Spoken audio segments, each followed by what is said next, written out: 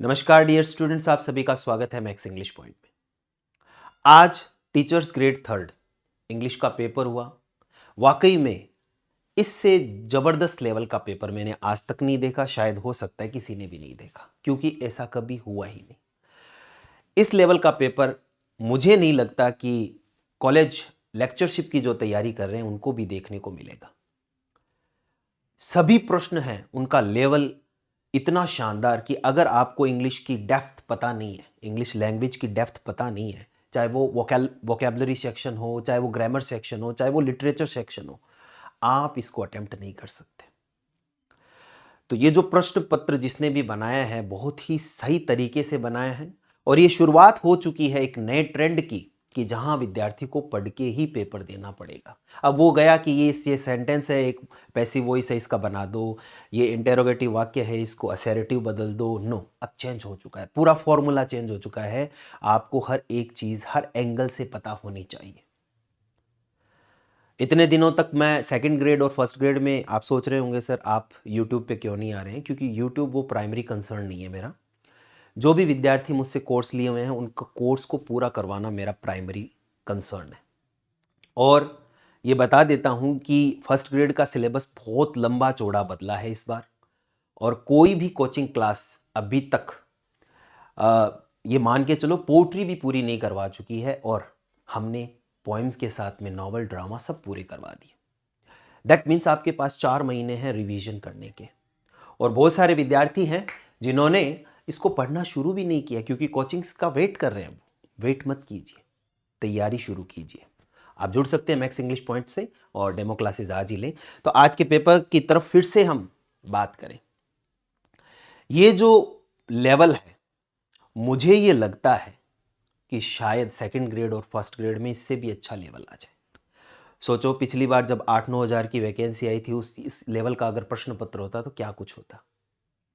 तो बहुत ही difficult scenario है ये, आपको पढ़ना ही पड़ेगा। डिमोरलाइज होने की जरूरत नहीं, 6 महीने हैं आपके पास में, बढ़िया तरीके से आप सेकंड और फर्स्ट ग्रेड की तरफ जाइए। थर्ड ग्रेड पता नहीं कब आएगी, सेकंड ग्रेड और फर्स्ट ग्रेड आपके पास अपॉर्चुनिटी है।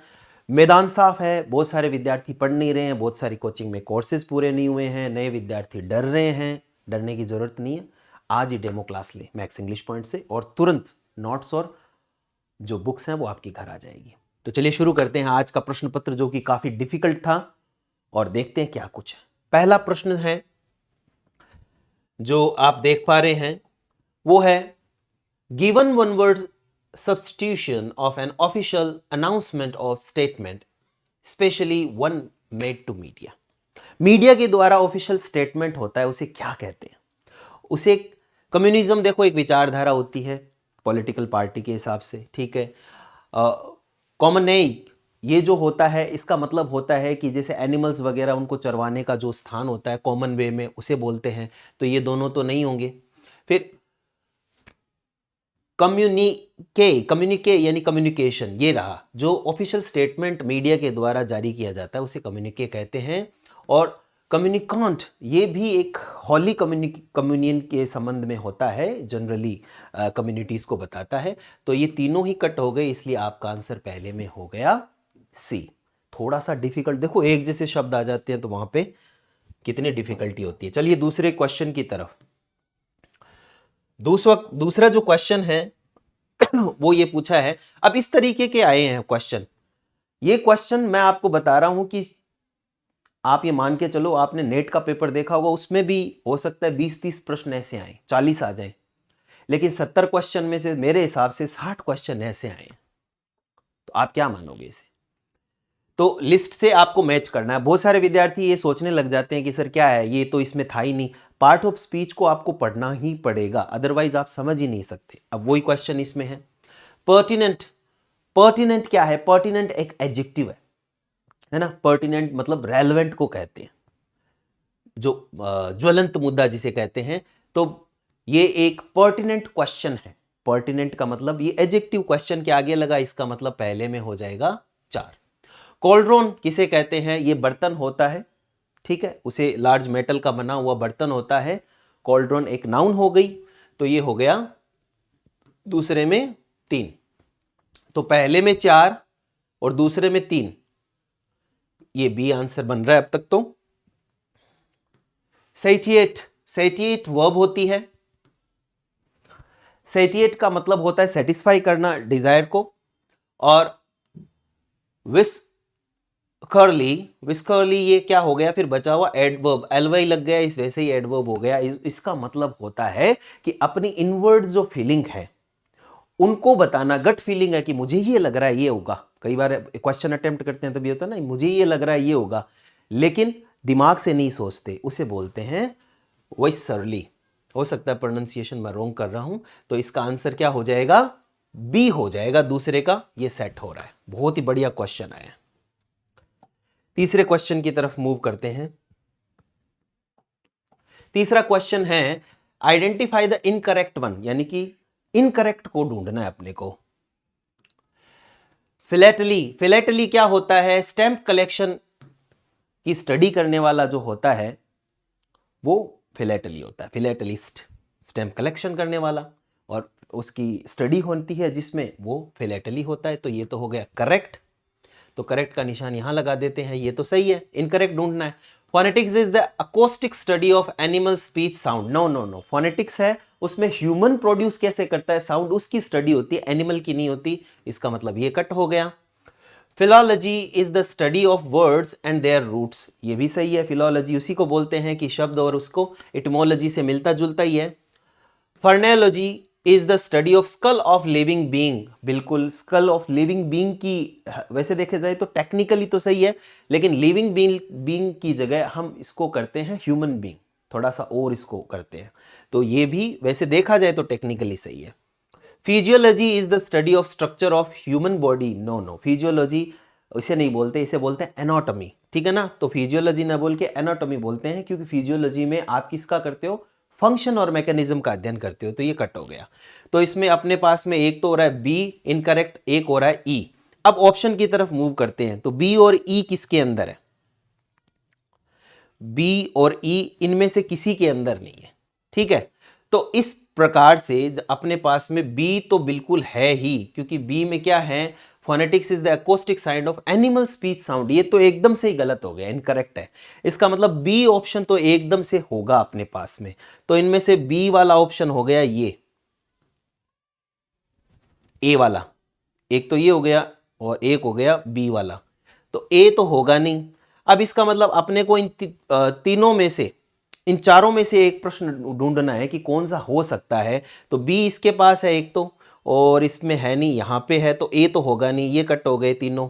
इसलिए बेनिफिट ऑफ डाउट में हम आंसर करते हैं ए।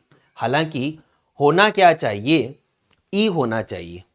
तो ये हो सकता है कि प्रश्न आपका डिलीट हो, डिलीट की श्रेणी में आता है, क्योंकि फिजियोलॉजी का मतलब होता है फंक्शन की स्टडी की जाती है रेदर देन आपके स्ट्रक्चर की, और उसे बोलते हैं एनाटॉमी। तो इसलिए आंसर होगा बी और ई। तो बेनिफिट ऑफ डाउट नहीं है, या तो आपको बेनिफिट ऑफ डाउट में ये मान लेंगे ए आंसर, क्योंकि डी थोड़ा मिलता जुलता सा है, और अदरवाइज ये क्वेश्चन आपका डिलीट होगा, ठीक है। फिर आते हैं चौथे क्वेश्चन की तरफ। चौथा क्वेश्चन क्या है, चौथा है ओमनीबस। ओमनीबस मिलाना है अपने को, worrying expression that someone bad is going to happen. Omnibus का मतलब कि कुछ गलत होने वाला, लाइक डेजा वू, ठीक है। ओमनीबस, ओमनीबस का मतलब हो गया volume of several works previously publish separately. बहुत सारे काम किए गए हैं, वॉल्यूम्स है, और अलग अलग उसको पब्लिश किया गया, उसे बोलते हैं। तीसरा ओमनीवोर। ओमनीवोर का मतलब हो गया animal that feeds on both plants and animals, दोनों खाते हैं, उसे बोलते हैं ओमनीवोरस, सर्वाहारी। और ओमनीफेरियस, ओमनीफेरियस हो गया फिर related to sort all sort of varieties, ये हो गया। तो ये चारों अपने पास हो गए, यानी कि पहले में आ जाएगा 3, दूसरे में आ जाएगा 4, पहले में 3, दूसरे में 4, तीसरे में 1 और चौथे में 2, यानी कि चौथा क्वेश्चन है उसका आंसर हो जाएगा सी। चलिए भाई आगे बढ़ते हैं। पांचवा प्रश्न है वो क्या कहता है, pick the correct form of possessive case. आपको पजेसिव केस के बारे में पता करना है। देखिए द टेबल्स लेग गलत है, क्योंकि जब आप एनिमेट थिंग होती है उसको पजेसिव बनाते हो तो ऑफ लगाते हो, the leg of the table of लगा के बनाओगे, तो ये तो कट हो गया। चिल्ड्रंस बुक, ये भी गलत है क्योंकि चिल्ड्रन अपने आप में प्लूरल है, तो अपोस्ट्रोफी क्या लगेगा, यहां लगेगा, चिल्ड्रंस बुक। गर्ल्स स्कूल, ये सही है क्योंकि इसमें जनरली गलती क्या होती है, गर्ल्स स्कूल, ये गलत होता है, दैट मीन्स ये यहां पे सही हो गया। द भूटान्स किंग्स विजिट, ये फिर से गलत हो गया क्योंकि डबल पजेसिव लगाने से हमें बचना होता है। और इसमें देखो ये गलत हो गया, ये गलत हो गया, ये गलत हो गया, आपको पूछा है करेक्ट, तो करेक्ट इसमें आंसर हो गया गर्ल्स स्कूल, यानी कि सी। थोड़ा बड़ा हो सकता है वीडियो, लेकिन देखिए क्योंकि हो सकता है इस पेपर से बहुत सारे रूल्स आपको समझ में आ जाएंगे। बहुत ही शानदार पेपर बना है। कंडीशनल सेंटेंस आया है, if you had told him, had plus third form है तो इस साइड में would have plus third form आ जाएगी, पहले में आ जाएगा 4। If you told him second form आ गई तो वुड प्लस मेल्ट हो जाएगा, यानी कि 3। इफ यू टेल हिम तो इसमें सीधा आ जाएगा विल मेल्ट। और if you heat the ice यानी जीरो कंडीशन, ये तो पहला हो गया, पहले में हो गया 4, दूसरे में हो गया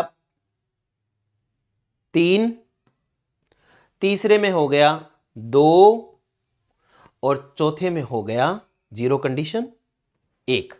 बहुत ही शानदार, और चारों रूल कवर हो गए इसमें से, यानी इसमें आंसर हो गया बी, चारों रूल कवर हो गए। यानी पहला जो है इसमें थर्ड कंडीशन आ गई, दूसरा उसमें सेकंड कंडीशन आ गई, तीसरा उसमें फर्स्ट कंडीशन आ गई, और चौथा है उसे जीरो कंडीशन कहते हैं। चारों कंडीशन अपनी कवर हो गई इसके अंदर। कितना अच्छा क्वेश्चन है, देखो पेपर को मैं आपको बता रहा हूं, आपको ग्रामर अच्छे से आ रही है, मतलब बहुत अच्छे से, हर एक रूल है उसको आपने डेप्थ में सीखा है, तो आप कर सकते हो, अदरवाइज नहीं हो सकता। 7वां क्वेश्चन, ये भी कंडीशनल सेंटेंस से रिलेटेड है। क्या पूछा जा रहा है, आई करेक्ट पूछा इसमें, तो इसमें भी ऐसे ऑप्शन है तो करेक्ट देखना है। आई विल प्लस वर्ब की फर्स्ट फॉर्म है तो ही इनवाइट्स मी। इफ वर्ब की फर्स्ट फॉर्म है तो इसका विल और फर्स्ट, ये तो सही हो गया, कोई दिक्कत नहीं है, पहला तो सही है। दूसरा, I would attend, if he had invited would have होना चाहिए, ये कट हो गया। I would have attended the function if he had invited me, ये भी फिर से I would have attended the function if he had invited me, ये भी सही हो गया। हैड ही इनवाइटेड मी, अब इसमें इन्वर्जन हुआ है और कुछ नहीं हुआ। Had he invited me I would attendant, नहीं आई वुड हैव अटेंडेंट होना चाहिए, ये फिर से गलत हो गया। Had he invited me I would have attendant, ये सही है। अब इन दोनों में सिर्फ इन्वर्जन हुआ है और कुछ नहीं है, ठीक है ना। तो कौन कौन सा सही हुआ, एक तो पहला सही हो गया, एक तीसरा सही हो गया, और एक ई सही हो गया, ए सी ई। अब इसमें देख लो ए सी ई कौन सा है, ए सी ई इसमें है डी वाला ऑप्शन, इसका मतलब इसमें उत्तर हो जाएगा डी। कोई प्रश्न अभी तक ऐसे नहीं आया कि मतलब आप पढ़ रहे हो और आपको नहीं आए। आपको अगर पूरा बेसिक नॉलेज है, इंटरमीडिएट नॉलेज है और एडवांस नॉलेज है, तीनों है आपके पास, तो ही इनको अच्छे से कर सकते हो। और इसमें भी आपको थोड़ा सा ढूंढना हो सकता है मुश्किल लगे, बहुत डिफिकल्ट नहीं है कोई भी चीज ऐसे। चलिए भाई, 7 क्वेश्चन हो गए। 8वें क्वेश्चन की तरफ। पढ़ना क्या जरूरी होता है, बहुत सारे बच्चे यहाँ पे इनकरेक्ट नहीं पढ़ते, इसको पढ़ना बहुत जरूरी होता है, साथ में बता रहा हूं मैं करेक्ट इनकरेक्ट, तो इसको प्रश्न को पढ़ना बहुत ही ज्यादा जरूरी है। बिगिन की कौन सी फॉर्म नहीं हो सकती, ये पूछा इसके अंदर। तो सबसे पहले है बिगिनिंग, बिगिनिंग जेरंड की फॉर्म होती है, बिल्कुल आईएनजी फॉर्म होती है beginning. Beginning a new hobby is exciting, जैसे एग्जांपल हो गया। दूसरा beginner, he is a new beginner, तो नाउन हो सकती है, कोई दिक्कत नहीं है। फिर है बिगिनिंग, बिगिनिंग फिर से नाउन हो सकती है, the beginning of the book, बिल्कुल यहां पे नाउन हो गई। Began participle, no no no, began participle नहीं होता, ये सिंपल पास्ट फॉर्म है, सिंपल पास्ट फॉर्म है, ठीक है। और बिगेन थर्ड फॉर्म जिसे बोलते हैं, ये पास्ट पार्टिसिपल है, ये फिर से सही है। यानी कि begin, began, begun, begin present form हो गई, बिगेन पास्ट फॉर्म हो गई, लेकिन पास्ट की जगह यहां पे पार्टिसिपल लिखा है जो कि गलत है, इसलिए आंसर हो जाएगा इसमें ये वाला। कि इनकरेक्ट कौन सा है, ओनली डी वाला इनकरेक्ट है। तो आंसर हो गया इसमें 8वें में डी। यहां डी नहीं देखना है, ये तो ऑब्वियसली यहां डी और यहां डी, कई बच्चे ऐसे देख लेते हैं इसमें ही कर देते हैं, लेकिन ऑप्शन यहां पे है कि कौन सा गलत है, ओनली डी वाला ऑप्शन गलत है इसलिए। और ऑब्वियसली यहां पे भी बाई लक किसी का चल रहा है और जिसको प्रश्न आता है इसमें डी है, यहां पे ये पहले ऑप्शन में होता है ओनली डी, तो बहुत सारे बच्चे गलत कर देते हैं। तो बहुत सारे प्रश्न ऐसे टेक्निकल पूछे गए हैं, को समझने वाली बात है ये। चलिए ये भी हो गया, तो इसमें हो जाएगा डी। हर एक प्रश्न को बता रहा हूं ताकि आगे आने वाले पेपर में ये कुछ प्रश्न इनमें से रिपीट होंगे, क्योंकि बहुत अच्छे से बताया इसमें। If the road travels cheaper than rail travel in the country we have so many traffic jam. तो नवा जो क्वेश्चन है उसमें क्या है, if the rail if road travels weren't cheaper than rail travel in our country, we wouldn't। अब आप सोचोगे सर ये कैसे हुआ, ये ऐसे हुआ कि जो टेंस होता है उसकी सीक्वेंस होती है, सीक्वेंस ऑफ टेंस का क्वेश्चन। दैट मीन्स ये कि एक प्रेजेंट का है तो दूसरा पास्ट का नहीं हो सकता, दोनों को पास्ट होना बहुत जरूरी है। अब देखो वॉजंट और वॉन्ट, वॉजंट पास्ट हो गया और वॉन्ट फ्यूचर हो गया, एक ही सेंटेंस में दोनों एक साथ नहीं बोल सकते। मैं आ रहा था वो आएगा, ऐसे नहीं होगा, बहुत ही रेयर होता है। इजंट वॉन्ट, फिर से ये प्रेजेंट हो गया ये फ्यूचर हो गया, ये दोनों कट। आरंट ये प्रेजेंट हो गया ये फिर से पास्ट हो गया, कट। वरंट और वुडंट ये दोनों पास्ट फॉर्म है, तो सीक्वेंस ऑफ टेंस ये कहता है कि दोनों की पास्ट फॉर्म होनी इनिशियली जरूरी है, तो ये दोनों पास्ट में हो जाएगा।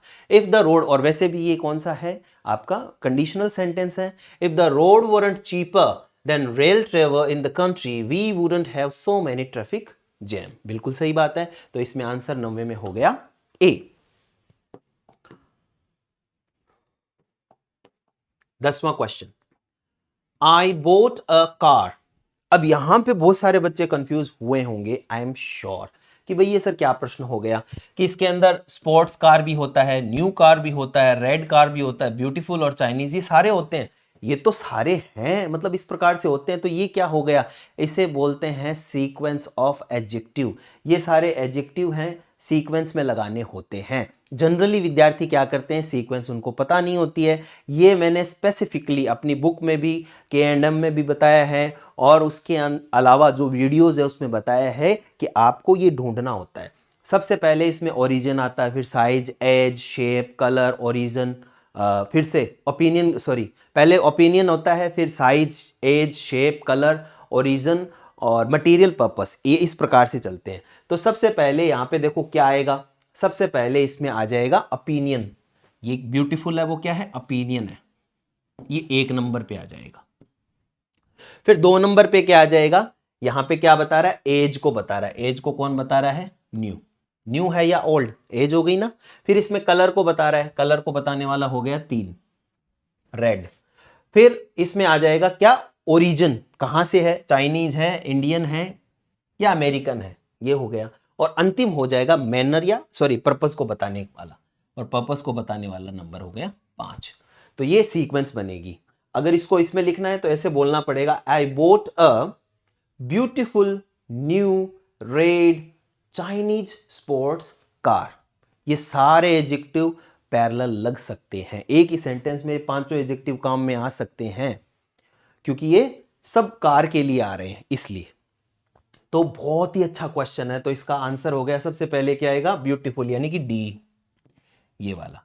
फिर आएगा डी इसी में है, तो ये ऑप्शन 1 भी किसी को आ रहा है तो ये पूरा कर सकता है, तो इस विद्यार्थी ने शायद गलत कर दिया यहां पे, तो इसका आंसर हो जाएगा 10वें में डी। 1 भी आ रहा है तो भी हो रहा है, बाकी आपको आना चाहिए, ये याद होना चाहिए। ये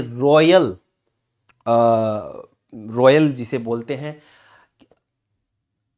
सीक्वेंस ऑफ एडजेक्टिव बोलते हैं इसे, रॉयल सीक्वेंस ऑफ एडजेक्टिव। जैसे एम्पिटी होता है एडवर्ब के लिए, सबसे पहले मैनर आता है, प्लेस आता है और टाइम आता है, एमपीटी। इसी प्रकार से इसके अंदर भी ये रॉयल सीक्वेंस होती है। इसमें टोटल 8 होते हैं। क्या क्या सीक्वेंस होती है देखो, सबसे पहले ओपिनियन, फिर size, age, shape, colour, origin, material और अंत में पर्पस। ये याद होता तो विद्यार्थी करके आ जाता। इसने गलत कर दिया, तुक्का लगाया। अगर इसको सिर्फ पहले वाला ही पता होता कि सबसे पहले ओपिनियन होता है तो भी ये सही हो जाता। तो इस प्रकार से कुछ क्वेश्चन ट्रिकी होते हैं। अब विद्यार्थी पढ़ते हैं तो आए। अब इस पैसेज को आपने 12th क्लास में पढ़ा होगा। एक्चुअली ये पोएम का हिस्सा है, ठीक है। तो इस पैब्लो नेरुदा की कीपिंग क्वाइट है, यहाँ पे लिखा हुआ भी है और बहुत बार पढ़ाया है। मुझे तो पता है इसमें क्या होगा। तो इसमें पूछा है विक्ट्री और नो सर्वाइवर। यहाँ पे मतलब क्या हुआ? विक्ट्री और नो सर्वाइवर का मतलब हो गया कि most likely criticise the belief that. क्या बिलीफ है? क्योंकि वो सब लोग ये सोचते हैं कि जब युद्ध होता है तो उससे ग्लोरी आती है, लेकिन इसका मतलब यह है कि इससे जीत तो मिल जाती है, लेकिन जीत को सेलिब्रेट करने वाले लोग नहीं आते। इसलिए वॉर को हमेशा क्रिटिसाइज किया है पैब्लो नेरुदा ने। इसलिए इसका आंसर हो जाएगा ए। एक तो ये हो गया। दूसरा, विक्ट्री किसको बता रहा है? वॉर बिंग ग्लोरी आता है। नो सर्वाइवर किसको बता रहा है? Modern weapons are efficient. ये माना जाता है। देखना पड़ेगा एक बार इसमें 11वें में क्या होगा। हाँ, वॉर ब्रिंग्स ग्लोरी यही माना जाता है, ठीक है ना। वॉर हेल्प्स इकोनॉमिक ग्रो नहीं होगा। मॉडर्न वेपन आर एफिशिएंट, ये हमें पता है, इसका कोई मतलब नहीं है। म्यूचुअल सर्वाइवर एंड पीसफुल को एग्जिस्टेंस, ये हो नहीं सकता। इसलिए इसका एक ही आंसर है, वो हो जाएगा आपका ए, यानी कि ए ओनली हो जाएगा। चलिए आगे बढ़ते हैं।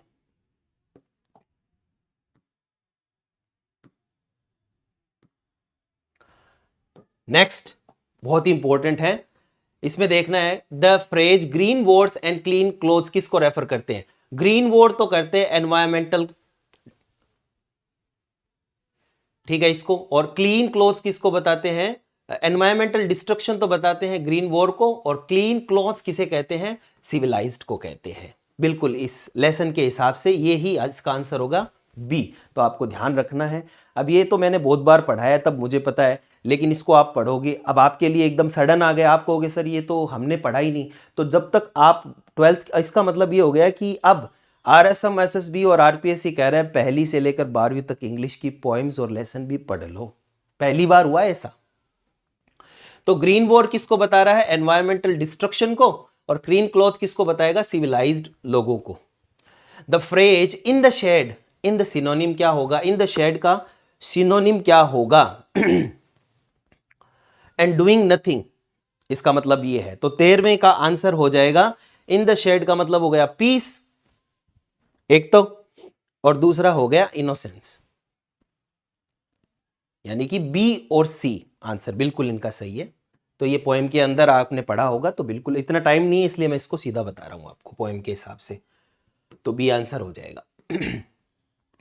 फिर से आ गया, ये भी पोएम है आपकी थिंग ऑफ ब्यूटी जॉन केट्स की, जो 12वीं कक्षा में लगती है। दोनों पोएम 12वीं की आ गई है। तो इसमें पूछा है इसके हिसाब से तो पूरा मुझे तो पता है, इसमें सीधा आंसर बता देता हूं। शीप है वो लिविंग बीइंग है, ठीक है, कोई दिक्कत नहीं है। रिल है वो स्ट्रीम है, ठीक है। और कोवर्ट है वो शेल्टर होता है, ठीक है। और ब्रेक का मतलब होता है थिक मास ऑफ फर्न्स। बिल्कुल इनका आंसर मुझे सही लग रहा है। तो पहले में हो जाएगा 3, दूसरे में हो जाएगा बी, यानी 3 2 4 1, 3 2 4 1। 14वें में आंसर हो जाएगा आपका ए। 14वें में आंसर फिर से देखते हैं, एक मिनट। शीप है लिविंग बीइंग, पहले में हो गया 3, बिल्कुल ठीक है। 2 रिल्स, कोवर्ट शेल्टर 4, और ब्रेक हो गया थिक मास, बिल्कुल। इसमें आंसर हो जाएगा आपका ए।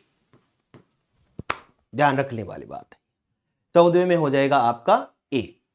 15वां क्वेश्चन आता है, the structure of the poem contributes to its meaning by moving from simple. सबसे पहले शुरू कहां से होता है? तो कौन कौन सी चीजें? सबसे पहले आता है नेचुरल थिंग्स आती है इसके अंदर। तो सबसे पहले आ गया नेचर, नेचर से शुरू होता है। नेचर से फिर किस में आता है? यह आता है इमेज पे, यानी कि सी, नेचर से फिर बाद में इमेज पे आता है ए। फिर किस पे आएगा? टू एब्स्ट्रैक्ट पर आएगा, यानी कि ई, सी ए ई, ये हमें पता है किसी के अंदर, जैसे इन्होंने ये टिक लगा रखा है CAE, फिर आ जाएगा B स्पिरिचुअल, और अंत में रिफ्लेक्शन को बताता है CABD, यानी कि इसका आंसर C हो जाएगा। ये प्रश्न जैसे इन्होंने छोड़ा है, आपको नहीं आ रहा तो आप भी छोड़ सकते हैं। इसमें अगर दो भी पता है आपको, C और A, तो भी आप कर सकते हैं, अदरवाइज ये नहीं होगा। ऐसे क्वेश्चन आपको एग्जाम में छोड़ने चाहिए। सॉल्व ए क्वेश्चन की तरफ मूव करते हैं। Which imagery does not phrase fair musk rose bloom contribution to the poem? कौन सी चीज है जो इमेजरी नहीं हो सकती, वो बतानी है आपको। पहला है कि टेक्टाइल, टेक्टाइल का मतलब टच करने से, टच करने का सेंस होता है, तो ये हो गया टच। क्या टच हो सकता है इसके अंदर? विजुअल, तो आपको पता है ये देखने से हो गया, ये हो सकता है क्या? ऑल्फैक्टरी, इसका मतलब हो गया स्मेल करने से, क्या स्मेल से हो सकता है? और ऑडिटरी, यानी कि सुनने से रिलेटेड हो सकता है। तो पहली बात तो ये है कि ये रोज जो ब्लूम होता है उससे संबंधित है, तो ऑडिटरी तो सुनने से संबंधित तो होगा ही नहीं, ठीक है। अब मोस्ट अप्रोप्रिएट पूछा इसके अंदर, आंसर क्या हो सकता है? दूसरा हो गया, इसको टच करने का कहीं पे भी सेंस नहीं आया। अब इसमें दो ही चीजें आई, एक तो इसमें दिखाया गया है कि रोज मस्क रोज है, उसको देखता है कभी, तो देखता है इसका मतलब विजुअल तो है इसमें, और रोज मस्क रोज है, उसकी स्मेल है वो बहुत अच्छी होती है, ये भी इसमें आता है। तो ये दोनों चीजें आ गई, यानी बी और सी दोनों आ रहे हैं आंसर इसमें, क्योंकि इसका सुनने से और छूने से कोई मतलब नहीं है इस पोएम के हिसाब से, तो इसमें आंसर हो जाएगा बी। बिल्कुल इनका आंसर एकदम सही है। तो ये पता होना चाहिए और फैक्ट्री क्या होता है, नहीं पता तो फिर क्या ही होगा। आगे बढ़ते हैं। पैसेज भी ऐसे बहुत अच्छे लेके आए हैं। अब ये फिर से पैसेज, ये 12th क्लास का ही है, लॉस्ट स्प्रिंग से। तो इसका सीधा आंसर बता देता हूं, पूरा पढ़ के आप, मुझे तो पता है पढ़ रहे हैं बार बार। पहला है उसमें कि मुकेश की इंसिस्टेंस क्या थी, गैरेज सिग्निफाई करता है उसकी पर्सनैलिटी, कौन सी पर्सनैलिटी को बताता है? इसमें हो जाएगा कौन कौन सी पर्सनैलिटी को बताएगा, वो बताता है करेज को भी बताता है और सेल्फ रिलायंस को भी बताता है। बी और डी, यानी इसका अंदर बी और डी आंसर, यानी कि डी आंसर हो जाएगा, ठीक है। आगे बढ़ते हैं। इसी में जो, अब देखो ये जो क्वेश्चन है ना, ये वाले बहुत डिफिकल्ट होते हैं, इजी नहीं होते। अब इसके अंदर है राइटर स्टोन, क्या है राइटर क्या कर रहा है? एक तो एडमायर कर रहा है मुकेश के करेज को, और दूसरा रियलिस्टिक अप्रोच बता रहा है कि मुकेश है वो क्या कर सकता है, बस यही कर सकता है। अब कोई ये कह दे कि वो मिलियनेयर बन जाएगा, तो ये रियलिस्टिक नहीं है, तो वो रियलिस्टिक अप्रोच लेके आता है और एडमायर भी करता है, यानी ए और डी, ए और डी, यानी कि इसका आंसर भी हो जाएगा बी। चलिए भाई, फिर से मुकेश से रिलेटेड पूछा है कि select the textual option that indicates Mukesh modest aspiration shaped by reality. कौन से मॉडेस्ट है? वो ये है, he is content to dream of cars that he hurtling down the street of his town. जो देखता है वो उसके हिसाब से ही वो सोचने लग जाता है, बिल्कुल वो देख रहा है उसके हिसाब से ही वो सोचता है कि शायद मैं ये कर सकता हूं, और उसके ड्रीम को वो सोच फील करने लग जाता है। बिल्कुल इसका ये आंसर हो जाएगा C. To flog a dead horse, मरे हुए घोड़े को भी बेंत मारने का मतलब हो गया कि पुरानी कोई चीज हो गई जो आउट ऑफ डेट हो गई, उसमें भी फायदा ढूंढ लेना, ठीक है। ये इडियोमेटिक एक्सप्रेशन है। तो ये हो गया to revive interest in a subject that is out of date. ये तो सिंपल था, ऐसे बहुत कम है। लेकिन क्वेश्चन नंबर 21 की तरफ मूव करते हैं। Convert the following sentence into reported speech में करना है आपको। तो रिपोर्टेड स्पीच में हो जाएगा ही आस्क्ड, ही आस्क्ड, उसके बाद में क्या आ जाएगा? मी, सबसे पहले ये आएगा ही आस्क्ड मी, फिर आ जाएगा व्हाट, फिर आ जाएगा माई प्लानिंग, और अंत में आ जाएगा वॉज। तो हो गया बी, यानी कि ये हो गया सबसे पहले बी ए सी डी ई, बी ए सी डी ई, बी ए सी डी ई, यानी इसका आंसर हो गया डी। अब इन्होंने देखो बी ए ई कर दिया, बाकी ये ई यहां पे आ गया, ई गलत हो गया इनका। अब ये समझने वाली बात है, यहां पे ये गलती आपको नहीं करनी है। अब जब भी आपको ध्यान रखना है कि रिपोर्टेड से आप डायरेक्ट से इनडायरेक्ट में बनाते हो तो सेंटेंस सिंपल हो जाएगा। व्हाट वॉज माई प्लानिंग नहीं रहेगा, व्हाट माई प्लानिंग वॉज हो जाएगा। ये समझने वाली बात है। इन्होंने ये पैसिव वॉइस ले लिया, तो ये छोटी सी गलती के कारण देख लो ये हो गया। आंसर इसमें हो गया D. Convert the following sentence into passive voice. Does he need a pen, तो डज का क्या हो जाएगा, इज। इज सबसे पहले आ जाएगा। अब देखो इसमें आ गया, तो इसमें अलग चीज होती है। डायरेक्ट इनडायरेक्ट और पैसिव वॉइस कई बार बच्चे कंफ्यूज हो जाते हैं, हो ही जाते हैं। तो अब देखो इसमें जब डायरेक्ट से इनडायरेक्ट बनाते हैं तो सेंटेंस सिंपल करते हैं, लेकिन पैसिव यानी एक्टिव से पैसिव में बदलते हैं तो सेंटेंस इंटेरोगेटिव का इंटेरोगेटिव ही रहता है। तो does he need a pen, is a pen needed by him. बस कुछ ज्यादा सोचना नहीं है, बहुत सिंपल था। फिर आगे चलते हैं। क्वियर का मतलब होता है अजीब। अब इसका सिनोनिम देख, स्ट्रेट नहीं होगा, ऑड अजीब को कहते हैं, वियर्ड अजीब को कहते हैं, जेंडर नॉर्मल को कहते हैं कट। इनडिफरेंट भी अजीब ही होता है वैसे तो सामान्य। इन सब के हिसाब से इसका जो आंसर है, क्योंकि 3 में पूछा है इसलिए हो जाएगा बी डी और ई। बी डी ई यानी कि आंसर हो जाएगा बी। अब क्वियर पता नहीं आपको तो कैसे ही करोगे। कोई लड़का होता है जैसे ऐसे लड़कियों जैसे हरकतें करता है, अजीब सी हरकतें करता है, उसे क्वियर बोलते हैं। He said no sooner. No sooner यानी कि फिर से इन्वर्जन वाला सेंटेंस। नो सुनर के बाद में हमेशा जब इन्वर्जन हो गया सब्जेक्ट का, नो सुनर आते ही सब्जेक्ट का इन्वर्जन हो गया, इसका मतलब पहले सब्जेक्ट की जगह वर्ब आ जाएगी। नो सुनर फिर हैड आ जाएगा, यानी कि वर्ब आ जाती है। Had I reached the station then the train departed. ये लो, ये हो गई सीक्वेंस। तो सबसे पहले आया डी, फिर आया सी, फिर आया बी, फिर आया, यहां तक तो ठीक है, डी सी बी, फिर आएगा ए और फिर अंत में आएगा ई। बिल्कुल, तो इसमें हो जाएगा आंसर नंबर सी।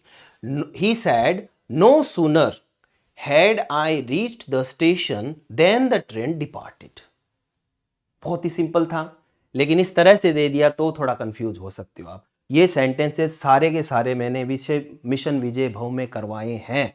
ज़्यादातर मटेरियल है वो मिशन विजय भव, जो मैंने सिर्फ जिनको यूट्यूब पे करवाया है वो सारे क्वेश्चन इसके अंदर, थोड़ा सा बस इसको इस तरह से बना दिया प्रश्नों, और बाकी कोई इतना डिफिकल्ट नहीं है। यहाँ पे कंफ्यूज होके आप गलत कर सकते हो, जैसे कंफ्यूजन में इन्होंने 2-4 प्रश्नों को गलत किया है, जिसकी भी ये रही है। 25वां क्वेश्चन हो गया। प्रेथे की जो थियरी है जिसके अनुसार आप किसी भी ड्रामा को एक पिरामिड में रखते हो, तो वो पिरामिड कौन सा है? तो कौन सा पिरामिड है आपको सीधा याद होना चाहिए। सबसे पहले एक्सपोजिशन आता है। एक्सपोजिशन का मतलब हो गया कि आप कैरेक्टर को इंट्रोड्यूस करते हो, तो सबसे पहले हो गया एक्सपोजिशन। एक्सपोजिशन के बाद में क्या आएगा, फिर एक्सपोजिशन, फिर राइजिंग एक्शन, यानी कि एक्शन राइज होगा, फिर आ जाएगा राइजिंग एक्शन, फिर आ जाएगा आपका क्या, तीसरे नंबर पे एकदम राइज हो गया तो ऊपर ही ऊपर आ जाएगा, इस तरह से चलेगा, ऊपर ही ऊपर क्या आ जाएगा, ये एक्सपोजिशन हो गया। ये यहाँ पे क्या आ गया आपका, राइजिंग एक्शन, ऊपर चल रहा है राइजिंग एक्शन। फिर यहाँ पे पीक पे आने पे क्या आ जाएगा, क्लाइमैक्स, तो तीसरे नंबर पे क्लाइमैक्स आ जाएगा। क्लाइमैक्स के बाद फिर वापस नीचे की तरफ आ जाता है, जो हो गया फॉलिंग एक्शन। ये फॉलिंग एक्शन हो गया 4 नंबर, और 5 नंबर पे आ जाता है डिनूमा, यानी कि डिनूमा का मतलब हो गया फाइनल रिजोल्यूशन। तो ये हो गया पिरामिड, इस तरह का पिरामिड चलता है।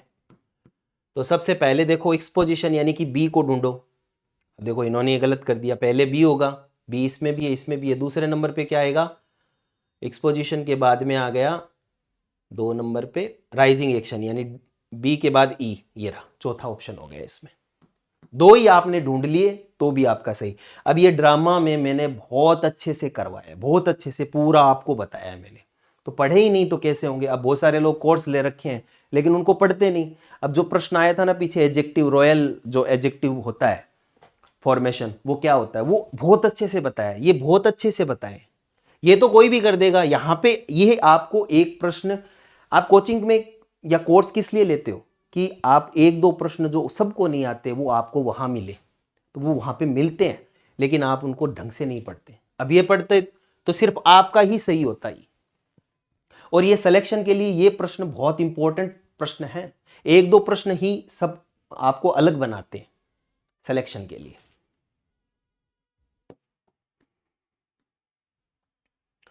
कॉलोक्वियलिज्म, कॉलोक्वियलिज्म इनमें से कौन सा इनकरेक्ट है? बिल्कुल, ये इनफॉर्मल एवरीडे स्पीच होती है, उसे बोलते हैं, अनौपचारिक भाषा को बोलते हैं।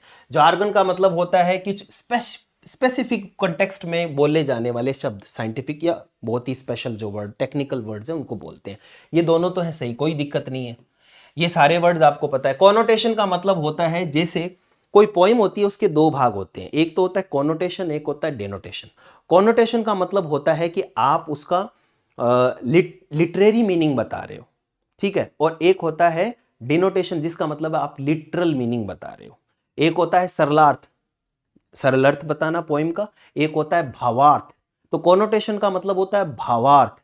तो यहां पे क्या किया है, कॉनोटेशन का मतलब यहां पे सरलार्थ बताया, जो कि गलत है क्योंकि इसका मतलब होता है भावार्थ। सरलार्थ होता है डेनोटेशन, तो यहां पे ये गलत हो गया।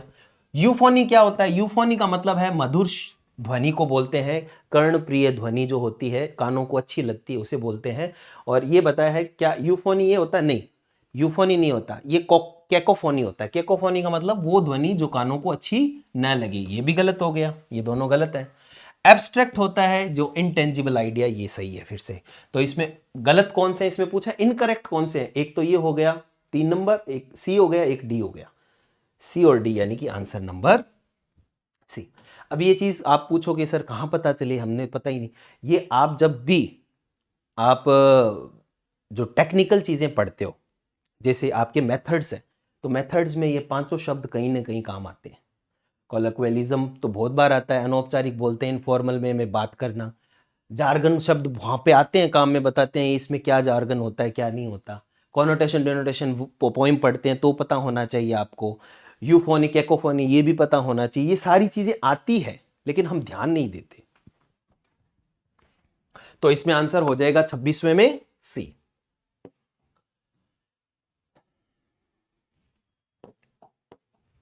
आगे बढ़ते हैं। In the given sentence ought to express we ought to love our neighbors, ought to moral obligation को बताता है, बस सोचना ही नहीं है। लॉजिकल सर्टेनिटी नहीं, डिजायरेबिलिटी, सपोज और प्रोबेबिलिटी, ये कुछ भी नहीं होता। तो ये बताता है किसको, मॉरल ऑब्लिगेशन को। तो 27 का हो जाएगा बी, यानी कि आंसर हो जाएगा डी। ज्यादा सोचना ही नहीं है। अब इसने ए और सी किया है, प्रोबेबिलिटी और लॉजिकल सर्टेनिटी कैसे हो सकता है? हमें करना चाहिए, ये शुड का भाव दे रहा है तो मॉरल ऑब्लिगेशन होना चाहिए। नहीं होगा तो कोई आपको फटकार नहीं लगा रहा। मॉरल का मतलब आपको ऐसे बाध्य नहीं कर रहा कि आपको कोड़े लगेंगे। चलिए, ये बहुत साधारण क्वेश्चन था, इन्होंने गलत किया तो बहुत ही गलत बात है। ये आगे वाला क्वेश्चन भी, जब भी आपको मैंने ये बहुत अच्छे से, यानी कि फिगर ऑफ स्पीच में बहुत अच्छे से बताया है सिनेक्डकी और मेटाइनमी में क्या अंतर होता है, ठीक है। यहां पे ये almost upon the western wave rested broad bright sun where the poet used wave instead of sea, यानी कि सी का एक पार्ट होता है वेव, लहरें किसका पार्ट होता है? समुद्र का। और जब किसी पार्ट को होल के लिए बताया जाए या होल को पार्ट के लिए बताए तो वो क्या होता है? सबके हाथ खड़े हुए, सबके हाथ खड़े हुए, इसका मतलब सबने सहमति जताई, सब खुद खड़े हुए, हाथ नहीं खड़े हुए, वो खुद खड़े हो गए, ठीक है। तो मुझे आपके हाथों की जरूरत है। मैं आपसे आपकी लड़की का हाथ लेने आया हूं तो हाथ थोड़ी लेने आया, वो पूरी लड़की को लेने आया। लेकिन बोलने का एक तरीका है, ये होता है सिनेक्डकी, यानी whole for part, part for whole, synecdoche कहते हैं। ये चीज समझने वाली है। और किसी पार्ट को हम पूरी बात बताएं, पूरे के लिए रिप्रेजेंट करें, जैसे क्राउन है, क्राउन है वो किसको रिप्रेजेंट करता है? राजा को, तो वो हो जाता है मेटाइनमी। डिफरेंट मीनिंग दे तो इतना आपको पता है तो ये कर लोगे, तो यहां पे सिनेक्डकी होगा, जबकि इसने बहुत अच्छे से बताया। अब सोचते हो कि सर हमें तो फिगर ऑफ स्पीच में सिमिली मेटाफर, वो दिन गए सिमिली मेटाफर, आपको सब कुछ आना चाहिए। और मैंने कम से कम 40-42 ये करवाए हैं जिनमें सिनेक्डकी, क्लाइमैक्स, एंटी क्लाइमैक्स, मेटाइनमी, ऑक्सीमोरॉन, ये सब केहजमस तक करवाया है मैंने, ताकि हर एक चीज आपको पता हो। अब यहां से भी जिसको पता है वो 1 नंबर लेके गया ना आगे।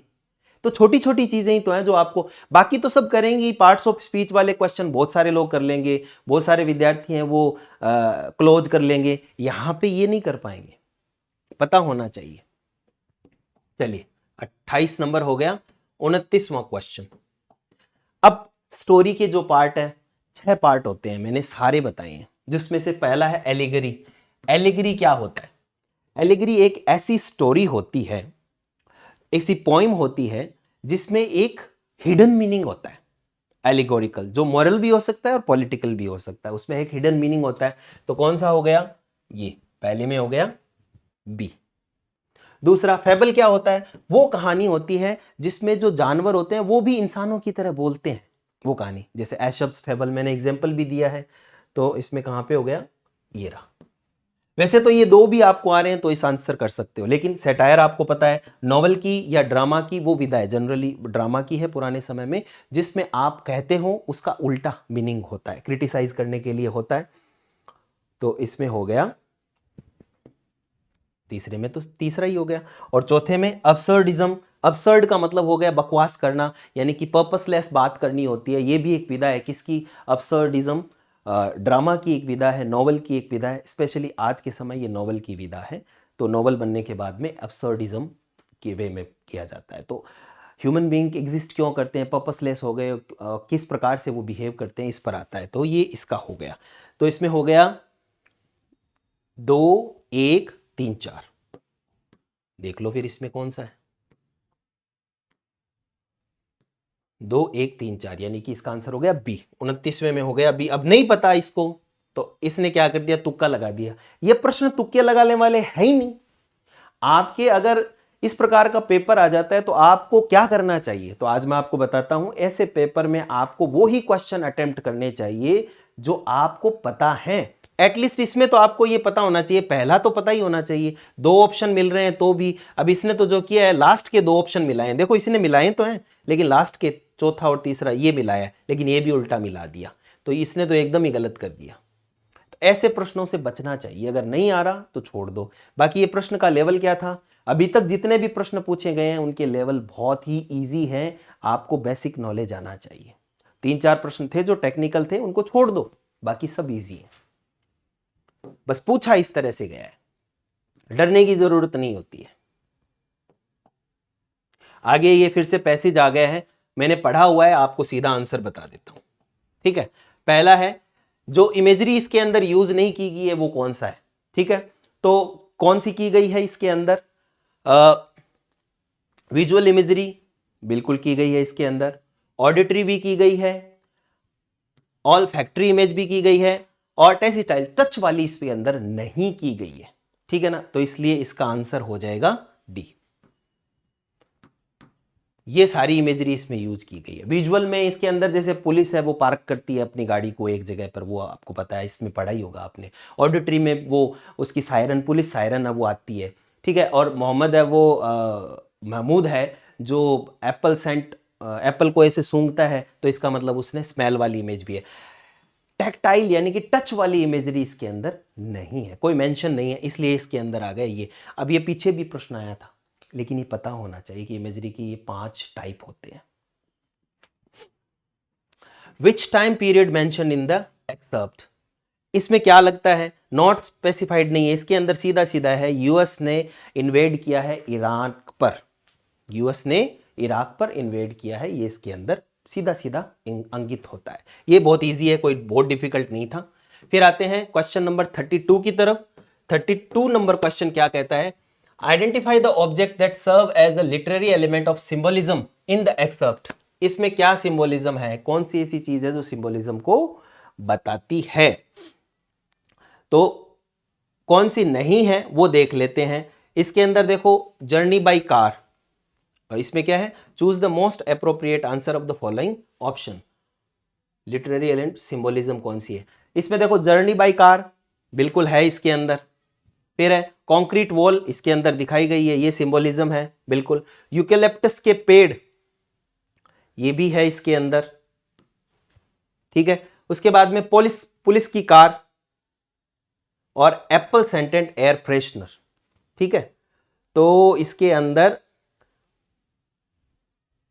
जर्नी बाय कार ये सिंबोलिज्म है, कंक्रीट वॉल भी बताती है, यूकोलिप्टिस के पेड़ बताते हैं, पुलिस कार नहीं है, बाकी ये एप्पल सेंटेंट एयर फ्रेशनर ये है, ये सारे हैं, इसका मतलब ये डी वाला नहीं है, तो ये हो जाएगा A B C D, sorry E, B option. ये टेक्निकल क्वेश्चन है, ऐसे क्वेश्चन से बचना चाहिए।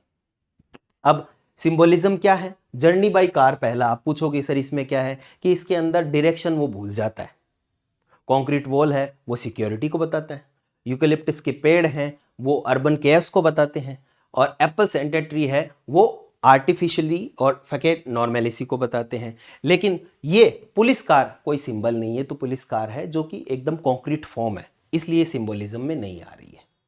डिफिकल्ट क्वेश्चन है, ऐसे छोड़ने चाहिए। पैसेज पढ़ा था मैंने, मुझे लगा कि यार नेट का पेपर दे रहा हूँ मैं, तो फिर से वो फीलिंग आ गई जब मैं फर्स्ट ग्रेड की तैयारी कर रहा था। अब उसको भी लगभग 13-14 साल हो गए बात को। अब चलते हैं आगे, एंटोनिम बताने हैं आपको। सलुब्रियस, गेटी, कंसीट, एक्विटल। अब मान लीजिए आपको सलुब्रियस नहीं आता, जैसे मुझे नहीं आ रहा था, तो मैंने इसको कैसे निकाला? गेटी का मतलब होता है खुश होना, ठीक है, तो एंटोनिम बताना है, तो खुशी का क्या हो जाएगा? दुख, ग्रेविटी, निराशा, परेशानी, गंभीर। कंसीट का मतलब होता है बहुत ही ज्यादा घमंड करना किसी भी चीज पे, और इसका उल्टा हो जाएगा मोडेस्ट होना। ये दो हो गए। अक्विटल का मतलब होता है दोष हटा देना, दोष मुक्त करना। कन्विक्शन का मतलब होता है दोष रोपण करना। तो ये तीन जब हो गए तो चौथा कर सकते हो। ऐसे प्रश्न को करना चाहिए, दो में भी जनरली हो जाता है, तीन में करना है। अब जैसे पहले का फिर क्या हो जाएगा? एक हो जाएगा, तो पहले का एक इन दो में है, दूसरे का तीन होना चाहिए ये वाला, तो यहां पे कट हो गया। अब इन्होंने ये क्वेश्चन किया नहीं, जबकि इन्होंने टिक कर रखा है, देखो आंसर हो जाएगा इसमें बी। ऐसे प्रश्न अटेम्प्ट कर सकते हैं जब आपको एक दो आ रहे हैं तो। बहुत टेक्निकल पेपर है, लेकिन सिर्फ ऑप्शन के हिसाब से टेक्निकल है, बाकी वैसे टेक्निकल नहीं है, कर लेते हैं। अब आगे ये प्रश्न है, ये सिर्फ उसी को आएगा जिसने इसको ढंग से पढ़ा है, और जब मैं पैसिव वॉइस पढ़ाता हूं तो ये बातें बताता हूं, ठीक है। पहला क्या प्रश्न है कि no finite verb no passive. बिल्कुल, जब किसी सेंटेंस में फाइनाइट वर्ब नहीं होती, फाइनाइट वर्ब का मतलब उसमें ऑब्जेक्ट नहीं है, फाइनाइट वर्ब ऑब्जेक्ट लेती है, ऑब्जेक्ट ही नहीं है तो पैसिव ही नहीं बनेगी। बिल्कुल सही बात है, ये बात एकदम सही है। दूसरा, स्टेटिव, इसमें पूछा है मोस्ट एप्रोप्रिएट आंसर कौन सा सही है, ये तो सही है। देखो, stative verb can be transformed into passive. Stative verb नहीं करती, जैसे I have a car is had, क्या मतलब है? बनता ही नहीं है। He resembles like his father, इसका नहीं बनेगा। तो कहने का मतलब है कि जो स्टेटिव वर्ब है उनकी नहीं बनती पैसिव, तो ये कट है, बिल्कुल पैसिव नहीं बनती। इसमें ये कह रहा है बनती है, तो कट हो गया। Compound object like each other transform passive voice as they are, नहीं होता, ये भी गलत है। रेसिप्रोकल जो वो नाउन प्रोनाउन होती है वो भी नहीं होती, ये भी कट हो गया। There are no meaning constraint passive voice, बिल्कुल सही बात है ये। और implied subject are not transform into passive, implied subject हैं वो ट्रांसफॉर्म नहीं होते, जैसे समवन, पीपल, इनको पैसिव में हम बदलते नहीं है, जैसे by someone, by people, by police, ऐसे लिखते नहीं है, वो इंप्लाइड है, तो ये भी सही है। तो इसमें सही कौन कौन से हो गए? देखो, पहला ए डी ई, ये सही है, ए डी ई, यानी इसका आंसर हो गया डी। अब देखो, अब आप सोच रहे होंगे कि सर ये वाली चीजें तो हम तो सीधे पैसिव वॉइस, अब सीधे पढ़ते हैं, वो दिन गए, और बहुत ज्यादा टेक्निकल भी नहीं है। अब कुछ टीचर्स होते हैं जो पैसिव वॉइस के 400 वीडियो बना रखे हैं, लेकिन ये चीजें नहीं बताते, फालतू बकवास करते हो। ये सामान्य सी चीजें हैं जो पेपर पैसिव वॉइस पढ़ते समय ही आपको आनी चाहिए। ये तो मैंने आपको मिशन विजय भव में करा रखे हैं यूट्यूब पे। आप सोचो कि पूरा कोर्स है, उसमें तो कितने अच्छे हिसाब से बढ़िया से करवा रखे हैं। आपको कभी भी रिस्क नहीं लेना चाहिए। आप डेमो क्लासेस लो किसी भी टीचर की, और ढंग से इन्वेस्ट करो अपना टाइम। पैसा तो कमा लोगे, टाइम कहां से लेके आओगे? आगे, क्लाउड्स,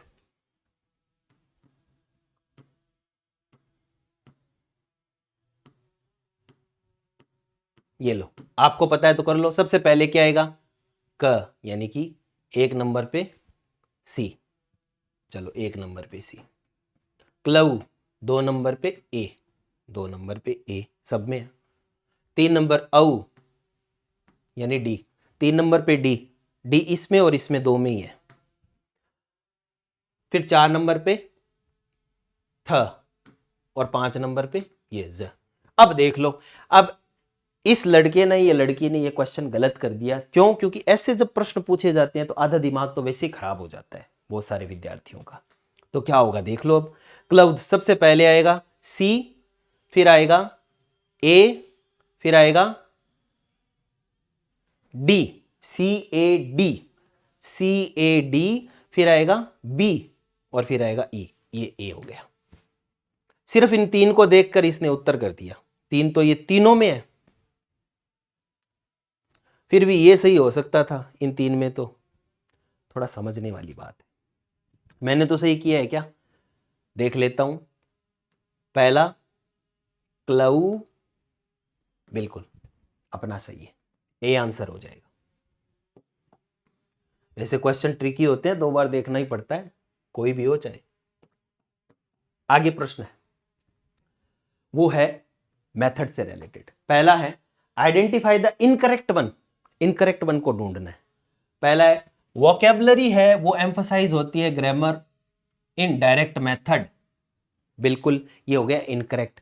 वोकैबुलरी किस में एम्फसाइज होती है? जीटीएम, ग्रामर ट्रांसलेशन मेथड में होती है। तो ये तो हो गया कट, इनकरेक्ट है। Reading and writing are the primary skill that are worked on grammar translation method. बिल्कुल सही है, ग्रामर ट्रांसलेशन मेथड में ये चीज होती है, उनको तवज्जुह देते हैं। Pronunciation is the focus area in silent way method. Silent way method में प्रोनाउंसिएशन कैसे हो सकता है जब उसका नाम ही साइलेंट है? कट। अब नहीं पढ़ी है तो भी इससे तो क्लियर तो हो ही रहा है। In living a foreign language, language is viewed as meaningful and medium through which content is conveyed. ये बात फिर से कि language is viewed as a meaningful and medium for content, बिल्कुल सही है, ये भी कोई दिक्कत नहीं है। फिर target language is given more importance than native in grammar translation method. बिल्कुल गलत है ये, क्योंकि टारगेट लैंग्वेज को ट्रांसलेशन ग्रामर मेथड में इंपॉर्टेंस नहीं देते। किसको देते हैं? हम किसको देते हैं? हम देते हैं अपनी लैंग्वेज को, नेटिव लैंग्वेज को। तो ये गलत हो गया। तो इसमें आंसर है ए, सी और ई, ये आंसर होना चाहिए। अब इसमें ये देखने वाली बात है कि ए, सी, ई कोई ऑप्शन नहीं है। या तो ये प्रश्न होगा डिलीट, और नहीं होगा तो इनमें से अपने को ढूंढना हो तो क्या करेंगे? देखो ई एकदम सही है, मतलब ये गलत है, तो इस ऑप्शन के हिसाब से सही हो गया। इसमें इनकरेक्ट पूछा है तो ये इनकरेक्ट है, पहली बात। दूसरा, इन दोनों में से देखें तो पहला vocabulary is emphasis over grammar in direct method, over grammar in direct method. Vocabulary is emphasise over, no, vocabulary बिल्कुल, वोकैबुलरी इसके अंदर नहीं होती। बिल्कुल ये भी सही है, यानी ये भी गलत है सेंटेंस के हिसाब से, अपने हिसाब से, ऑप्शन के हिसाब से सही है। दो, तो ए और ई तो सही है, ए और ई इसमें आ रहा है और किसी में नहीं आ रहा। ऐसे प्रश्न में जब ई एकदम से सही है और ई इनमें से किसी में नहीं आ रहा है तो ए भी इसमें सही है और फिर लास्ट में ये बचा। तो ये मुझे लग रहा है आंसर तो ए, सी, ई होना चाहिए था, इसमें ए, डी, ई कर दिया। तो बेनिफिट ऑफ डाउट मानते हुए हम इसको सही मानेंगे, अदरवाइज ये प्रश्न आपका डिलीट होगा, कोई इश्यू नहीं है। ए और ई तो है ही, अब ई है ही नहीं तो क्या करें? टारगेट लैंग्वेज को इंपॉर्टेंस कभी नहीं दी जाती ग्रामर ट्रांसलेशन, यानी कि आप ये सोचो ग्रामर ट्रांसलेशन मेथड में कभी भी इंग्लिश को तवज्जुह थोड़ी देंगे, हम हिंदी को देते हैं। हिंदी नहीं आ रही है तो हम नेटिव लैंग्वेज पर ही फोकस करते हैं सबसे ज्यादा, वो तो डायरेक्ट मेथड में होता है। ई तो होगा ही, तो एक तो ये ऑप्शन बचता है, एक ये बचता है, तो ऐसी स्थिति में ए भी होता है सही, है ना? इसलिए ये डिलीट होने की श्रेणी में है, डरने की बात नहीं है, आप इसमें लगा सकते हो।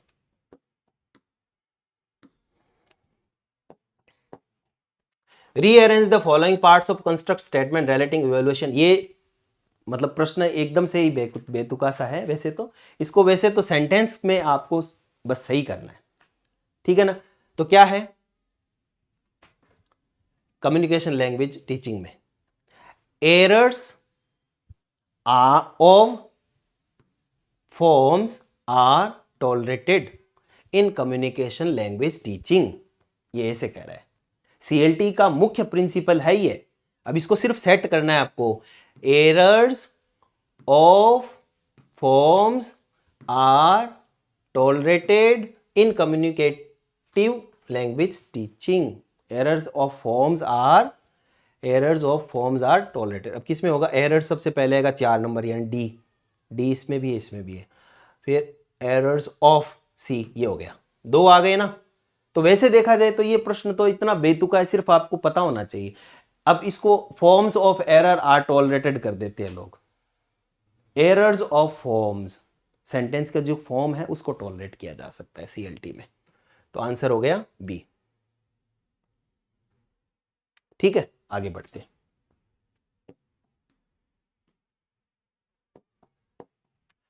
Identify the incorrect sentence. It is me, बिल्कुल इनफॉर्मल वे में होता है। इट इज आई फॉर्मल में बोलते हैं, मी भी बोलते हैं, दोनों ही सही है, ये सही है। Between you and me affairs look dark, बिल्कुल यू एंड मी यानी बिटवीन जब आ गया जो आपका प्रपोजिशन का काम कर रहा है तो ये प्रोनाउन की ऑब्जेक्टिव फॉर्म लेता है, बिल्कुल सही है ये भी। I swim better than him, no no no. अब देखो मेरे जूते उससे अच्छे हैं, ये सही है क्या तुलना? नहीं, मेरे जूते उसके जूतों से अच्छे हैं, ये तुलना होती है। तो यहां पे क्या होना चाहिए, I swim better than he swims और I swim better than he does, ये दोनों हो सकते थे। हिम से कंपेयर कर दिया जो कि गलत है। I am as tall as she is, जैसे इसमें आ गया ना I am as tall as she, तब ये गलत हो जाता, शी इज हो गया तो ये सही हो गया। एज हर गलत हो जाता, सॉरी शी तो सही है और ये तो होना ही नहीं। तो इसमें आंसर क्या हो गया भाई, सीधा सीधा सी हो गया। I am better, I swim better than him, than he swims होना चाहिए। ठीक है, तो सी आंसर हो गया। फिर आ गया भाई ये प्रश्न बहुत ही बढ़िया है, अग्री। ये प्रपोजिशन में मैंने बहुत अच्छे से करवाया है कि अग्री अपने साथ 4 प्रपोजिशन लेता है। पहला लेता है विद, विद होता है पर्सन के लिए, ठीक है, तो पर्सन यहां पे कौन सा है वो विद हो जाएगा। I fully agree with you, person के लिए। फिर आता है प्रपोजल के लिए टू आता है, प्रपोजल के लिए टू, टू टर्म्स ये रहा, ये इसके साथ हो जाएगा। फिर आता है आपका ऑन, सब्जेक्ट पर या ओपिनियन या कह सकते हैं सब्जेक्ट या डिसीजन पे, सॉरी सब्जेक्ट या डिसीजन पे ऑन आता है, तो ये सब्जेक्ट और डिसीजन पे आएगा on. Agreed on a, agrees on,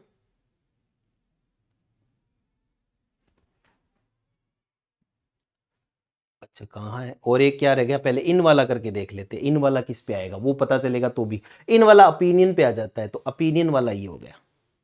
अपने को ये 3 आ रहे हैं तो चौथा अपने आप हो जाएगा। ऑन दिस प्रपोजल आ गया ना, प्रपोजल आ गया, कोई इश्यू नहीं है। तो अब देखो सबसे पहले आया है पहले में 4, पहले में 4, दूसरे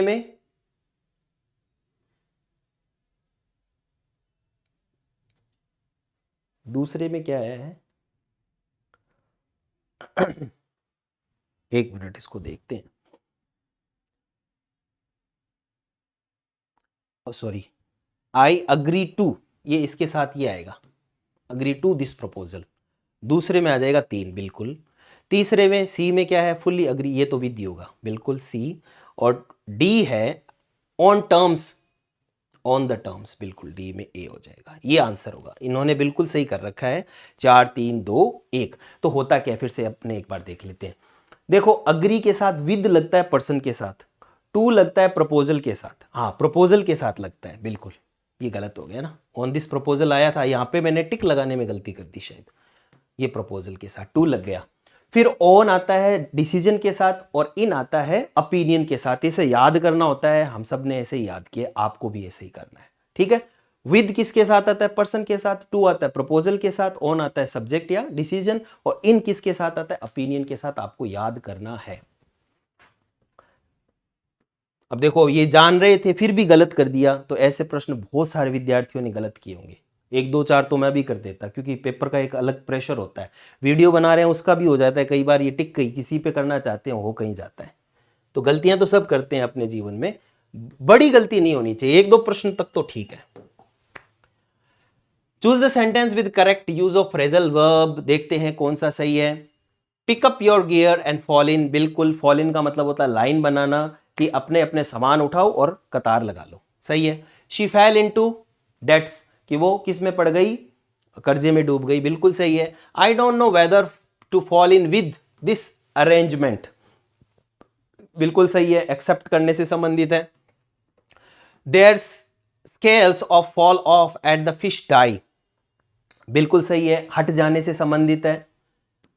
और I would fall off her to make the final decision, ये गलत है, इसके साथ ये नहीं होना चाहिए। फॉल टू हो सकता है, ये नहीं हो सकता, यानी कि ई नहीं हो सकता, बाकी सब हो सकते हैं।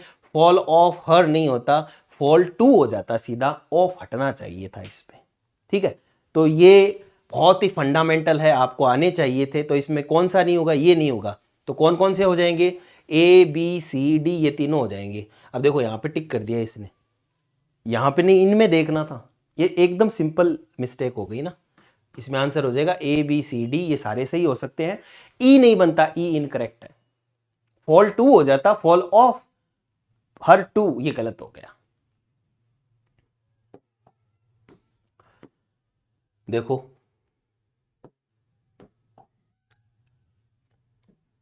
हर एक प्रश्न बहुत बढ़िया प्रश्न पूछा, सबको कवर किया है। मजा इस बात की आ रहा है। The umbrella which my colleague who,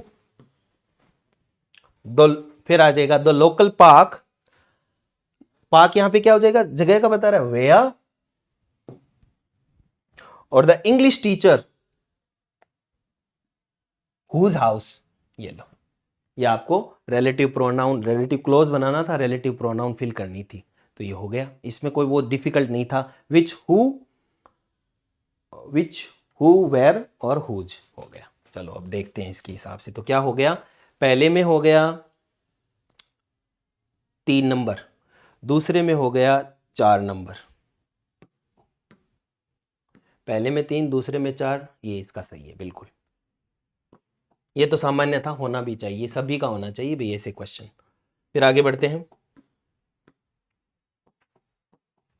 convert into active voice, the dog was hit with a stick, ठीक है, एक्टिव में बनाना था, तो समबडी हिट, अभी प्रश्न आया था, वो बताया था मैंने कि ये जो पहले से जो नॉन एजेंट होते हैं उनको हम पैसिव में हटा देते हैं, लेकिन एक्टिव में तो रखते ही हैं समबडी। तो the dog was hit with a stick यहाँ पे आया नहीं, तो ये बाई समबडी है, तब ये करके है, तो somebody hit the dog with a stick. हर चीज का अच्छे से इवेल्युएशन किया है पेपर बनाने वाले में। ये देखो, आई बैग्ड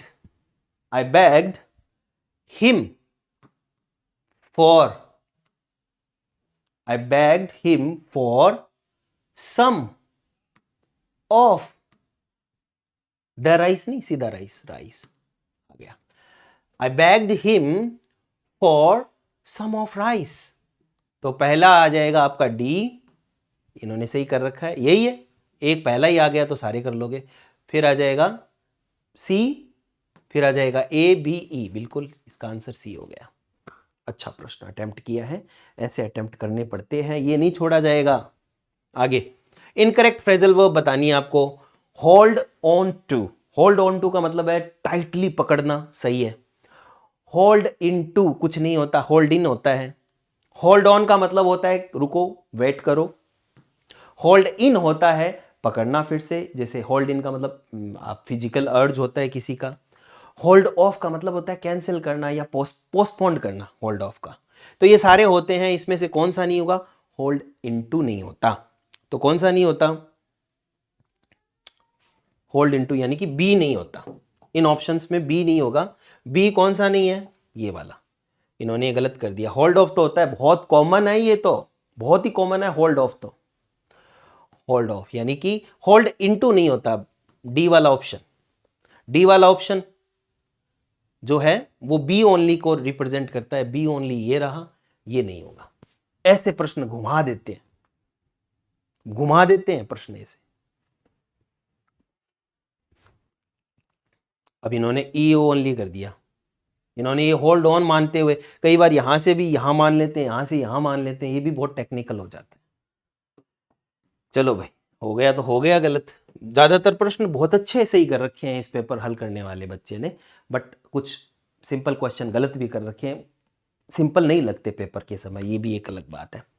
कन्वर्ट करना है passive voice, did he write a letter in the room yesterday, तो वॉज अ लेटर सबसे पहले आ जाएगा, a letter, was a letter, was पहले आ गया, अब क्या आ जाएगा, रिटर्न, मुख्य वर्ब आ जाएगी, वॉज अ लेटर रिटर्न, फिर बाय हिम एजेंट आ जाएगा, फिर आ जाएगा इन द रूम प्लेस, और फिर आ जाएगा यस्टरडे। तो सब ऐसे आप लिख लो ना, तो फिर गलत नहीं होता। ऐसे ऐसे ट्रिक लगानी होती है थोड़ी सी, ऐसे प्रश्नों में टिक लगाया करो, पेंसिल से लिख लिया करो। तो BEDCA हो गया ना, इसका आंसर हो गया डी। इन्होंने सही कर लिया, पहले तो गलत कर लिया था, फिर सही कर लिया। ठीक है, अब ये प्रश्न क्या डिफिकल्ट था? नहीं था, बस पूछा अलग तरीके से गया, तरीका बहुत अलग पूछा गया वाकई में, बट डिफिकल्टी लेवल देखने में लगता है कि यार बहुत डिफिकल्ट है, इतना भी नहीं। Transform the given sentence from superlative to positive. Kolkata is the largest city in India, तो नो अदर, यहां से शुरू होता है positive degree, no other city, no other city in India is as large as Kolkata, ऐसे ऐसे बनाना होता है। No other city in India is as large as Kolkata, तो सबसे पहले आ गया क्या, नो अदर। अब इन्होंने यहां पे ये गलत कर दिया, सबसे पहले इन इंडिया कर दिया, तो गलत ही हो गया। पहला ऑप्शन क्या होना चाहिए, ई होना चाहिए, और पहला ऑप्शन सिर्फ ई सी में है, इतना करते ही सही हो जाता, आगे जाना ही नहीं था। अब इनको बेसिक फंडामेंटल ध्यान नहीं है, इस पेपर वाले ने, बच्चे ने ये गलती कर दी कि जब आप सुपरलेटिव डिग्री से आप पॉजिटिव डिग्री बनाते हो, तो अगर सुपरलेटिव डिग्री में नॉट नहीं है तो पॉजिटिव डिग्री में आप थोड़ा सा नॉट या वेरी फ्यू, नो अदर, ऐसे बनते हैं सेंटेंस।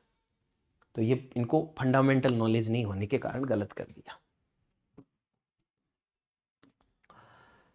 देखो फिर से आ गया, क्या पूछा गया है, if you touch the hot iron तो it burns you with immediate effect. अगर आप टच करोगे तो तुरंत वो आपको, आपके हाथ को जला देगा, इमीडिएट इफेक्ट मिलेगा आपको। ये हो गया, तो सबसे पहले आ गया ए यानी डी, फिर आ जाएगा ए, फिर आ जाएगा सी, फिर आ जाएगा बी, और फिर ई। बिल्कुल सही है, ये क्वेश्चन सही किया है इन्होंने। ये कोई इतने डिफिकल्ट नहीं आ रहे अभी तो कोई क्वेश्चन, ये तो कर ही सकते हैं। Complete the sentence, she neither approved, approved के साथ ऑफ आ जाता है, fix preposition, she neither approved of nor object to, object के साथ फिक्स प्रोपोजिशन टू आ जाता है, तो इसमें सेंटेंस को सही करना भी आ गया, नाइदर नॉर का प्रयोग भी आ गया, और फिक्स प्रोपोजिशन का प्रयोग भी आ गया, तो ओवरऑल सारी चीजें आ रही है, तभी ये सेंटेंस कर सकता है। तो हो जाएगा she neither approved of nor object to, तो ये ऑप्शन ढूंढ लो, सबसे पहले ए। अब देखो इन्होंने गलत कर दिया, सबसे पहले ए, शी नाइदर अप्रूव्ड, और फिर आ जाएगा ऑफ सी नॉर ए सी, देखो देखना पड़ेगा कौन सा सेट हो रहा है, she neither approved A of, ठीक है, ऑप्शन नहीं मिल रहा इसके अंदर तो।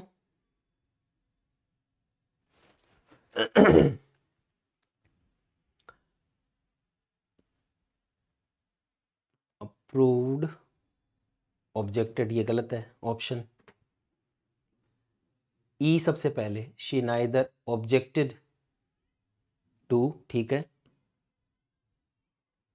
नॉर अप्रूव्ड ऑफ, फिर ये हो जाएगा सी। बिल्कुल सही है, इन्होंने सी किया है, क्योंकि डी नहीं हो सकता जो, तो इस तरह से कर सकते हैं।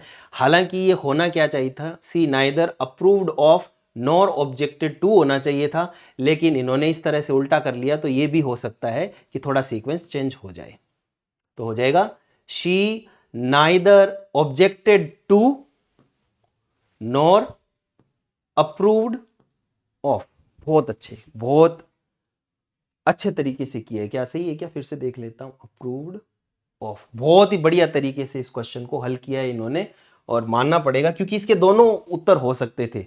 ये भी हो सकता था she neither approved of nor objected to, या ऐसे अगर नहीं है इसका ऑप्शन तो दूसरा हो जाए she neither objected to nor approved of, दोनों हो सकते थे।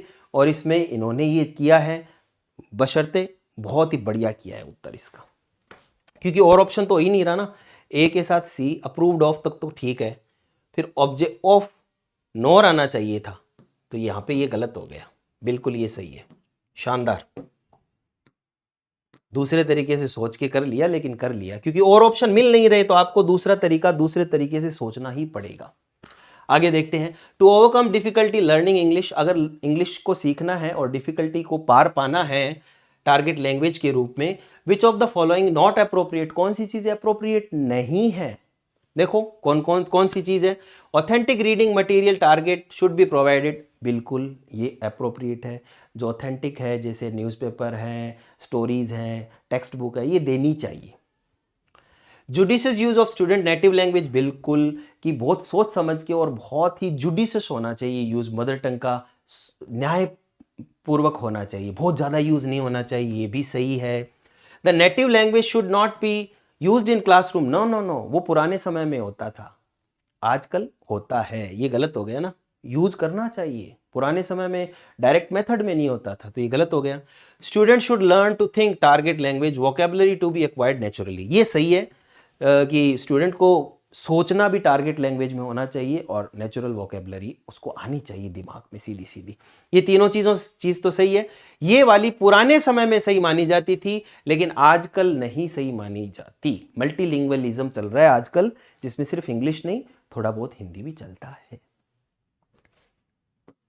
सी आंसर हो जाएगा 49 का। क्वेश्चन नंबर 50,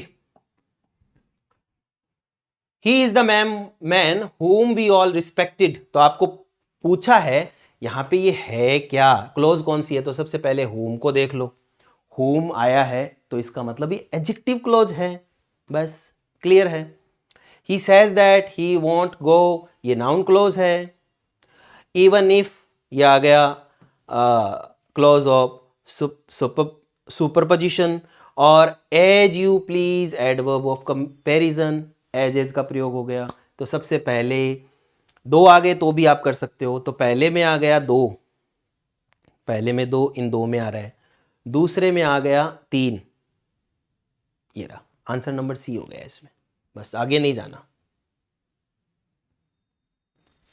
इन्होंने पीछे भी मिलाया है, अपने चारों आ रहे हैं तो चारों मिला सकते हैं, जैसे मुझे आ रहे थे और आपको भी आना चाहिए। कोई इतना डिफिकल्ट क्वेश्चन नहीं था ये सामान्य क्वेश्चन होते हैं। जब भी आप चैप्टर पढ़ते हो तो ये बातें आपको बताई जाती है एक टीचर के द्वारा, नहीं बताई जा रही है तो दिक्कत ही है। आगे बढ़ते क्वेश्चन नंबर 51 में, convert the given sentence into complex sentence, search the pocket and you will find the watch. ठीक है, तो अब इसमें देखो, इफ से शुरू है सारे के सारे, ये तो तय है कि इफ से अगर सेंटेंस शुरू है, सबऑर्डिनेट क्लॉज शुरू है, तो वो पक्का कौन सा सेंटेंस है, कौन सा सेंटेंस होगा, कॉम्प्लेक्स है। तो ये चारों ही कॉम्प्लेक्स है, इसका मतलब कॉम्प्लेक्स तो हमें पता है और इसने कॉम्प्लेक्स ही पूछा है, बट ये कह रहा है कि सही कौन सा है। तो if you had search, had search होना चाहिए था, सेंटेंस गलत हो गया। If you will search his pocket you would find, will के साथ वुड हो ही नहीं सकता। If you will search his pocket you will find, ये हो सकता है बट आगे देखते हैं। If you search his pocket you will find, बिल्कुल डी हो जाएगा। ये सारे गलत हो गए। ये इसलिए गलत हो गए क्योंकि ये जो सेंटेंस है इनकी फॉर्मिंग गलत है। इफ के साथ वर्ब की फर्स्ट फॉर्म और मेन क्लोज में विल शैल प्लस वर्ब की फर्स्ट फॉर्म आएगी। ये सामान्य सा रूल इन्होंने गलत कर दिया। बाकी चारों सेंटेंस ही कॉम्प्लेक्स हैं, बट सेंटेंस सही कॉम्प्लेक्स कौन सा, ये वाला, क्योंकि बाकी सब में वर्ब की जो पोजीशन है वो गलत है। बहुत डिफिकल्ट है क्या? कुछ भी नहीं है ये तो। आगे बढ़ते हैं क्वेश्चन नंबर 52 की तरफ।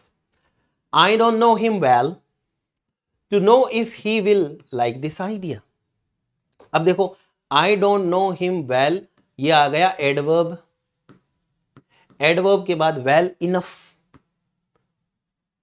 बहुत बार बताया मैंने कि इनफ का प्रयोग है एडवर्ब के बाद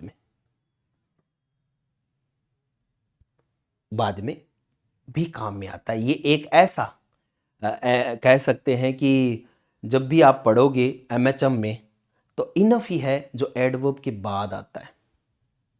एडवर्ब के बाद आने वाला एडवर्ब ये रहा, तो इसमें ज्यादा सोचना भी नहीं था।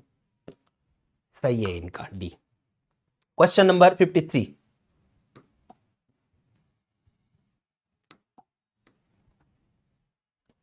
पढ़ना जरूरी होता है, क्वेश्चन को हल करने का अलग मैकेनिज्म चलाना पड़ता है। क्वेश्चन कैसे भी आ जाओ, ठंडे दिमाग से निकालोगे तो उत्तर मिलेंगे आपको। प्रश्न तो घूम फिर के घुमा के ही पूछे, और तो कुछ है नहीं, चीजें तो वही है। We should prevent damage, damage prevent के साथ आ जाता है टू, एंड थेफ्ट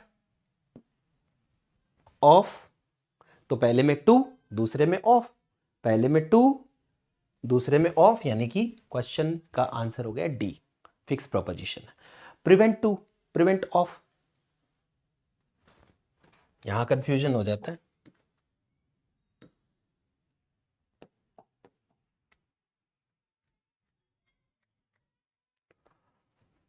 चलो देखते हैं। वेल्थ है की साउंड, बॉय ओई की साउंड, चलो ऐसे मिला देते हैं, बॉय यहां से चलते हैं, रिंग और बेंच, तो ए में 4 आ रहा है, बेंच ये रहा, ए में 4 ये रहा, इसमें है, बस ये हो गया और सोचना ही नहीं है। फिर भी देख लेते हैं, बी में सी 3 आ रहा है, ओई 2 आ रहा है, वेल्थ ये रहा, डी आंसर हो गया। कोई इतना डिफिकल्ट तो नहीं था। क्वेश्चन नंबर 55 की तरफ मूव करते हैं। Rearrange the following parts, create a meaningful sentence. Your looks are quite, your looks are quite familiar, quite familiar to that of Sachin. Your looks are quite familiar to that of Sachin. तो सबसे पहले आ गया C, फिर आ गया आपका E, फिर आ गया D, ये सही है, इनका सही है, B आंसर हो जाएगा। बहुत अच्छे। बहुत सारे विद्यार्थी मेरिट पे डिस्कस करेंगे, हालांकि वो कोई बहुत स्ट्रॉन्ग पार्ट नहीं है अपना, क्योंकि बता नहीं सकता, जीके इसके साथ है, इसलिए मैं ज़्यादा मेरिट पे इसे बता नहीं पाऊंगा, फिर भी कोशिश करेंगे। आगे देखते हैं कौन सा इनकरेक्ट स्टेटमेंट है। ज is a consonant sound, pleasure बिल्कुल सही है, प्लेजर में ये साउंड आती है और कॉन्सोनेंट है, कोई बात नहीं। य is a vowel sound that occurs in the word computer. Vowel sound, vowel sound कैसे हो गई? यह तो वोवल साउंड होती नहीं है, सेमी वोवल होती है। हाँ ठीक है, चलो एक बार मान लेते हैं। फिर है इज ट्रिप्थोंग, ये भी सही है।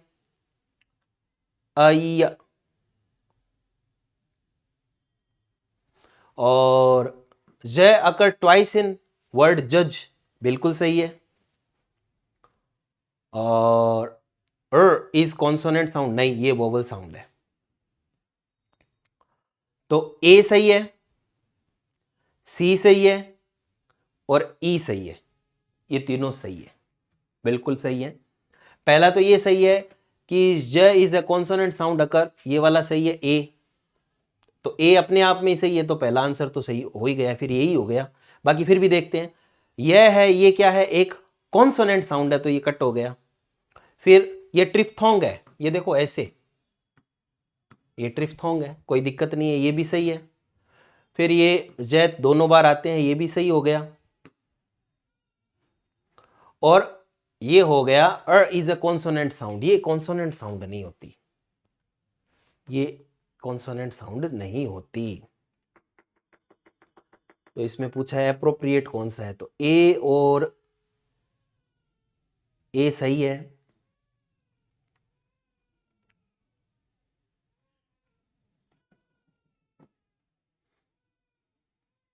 ट्रिफ्थोंग वाला सही है एकदम से। और जज में बिल्कुल ये आता है, ये भी सही है। ये गलत हो गया ना लास्ट वाला, ये कॉन्सोनेंट साउंड नहीं होती। तो इसमें कौन सा सही होगा? इसमें फिर ये बेनिफिट ऑफ डाउट इसे ही सही मानेंगे अपने।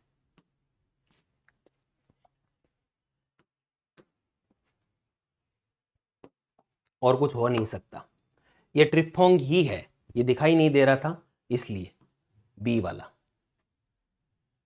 तो बेनिफिट ऑफ डाउट, ये क्वेश्चन ज्यादातर प्रोबेबल चांस है कि डिलीट होगा। इसमें पूछा क्या है, एक बार फिर से देख लेते हैं। अच्छा, इसमें पूछा है इनकरेक्ट स्टेटमेंट, ये तो करेक्ट हो गया। और ये is a vowel sound that occurs in the, ये भी करेक्ट हो गया 2, ये भी करेक्ट हो गया 3, ये इनकरेक्ट है, ये इनकरेक्ट है, बी और डी हो गया, ये रहा बी डी, फिर भी ई और आ रहा है। अब ये सिंबल कौन सा मान रहा है, ये वाला, ये अगर ये माने तब तो अर हो गया। इनकरेक्ट स्टेटमेंट पूछा है, य बी डी, और तो कुछ है ही नहीं, बी तो है ही इनकरेक्ट, और डी, बी और ई, सॉरी बी और ई, सॉरी एकदम से, बिल्कुल बिल्कुल बी और ई इनकरेक्ट है। ये देखो हो गया ना कंफ्यूज, सी आंसर होगा, बी और ई इनकरेक्ट हैं और कुछ नहीं है।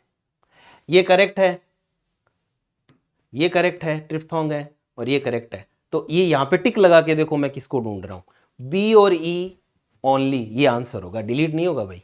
इनकरेक्ट पूछा है, अब देख लो कई बार यहां पे आप फंस सकते हो, जैसे मैं फंस गया, करेक्ट मानते हुए कर लिया, क्योंकि ये कोई साउंड ही नहीं है ना, इसलिए बी और ई यानी कि सी आंसर हो गया।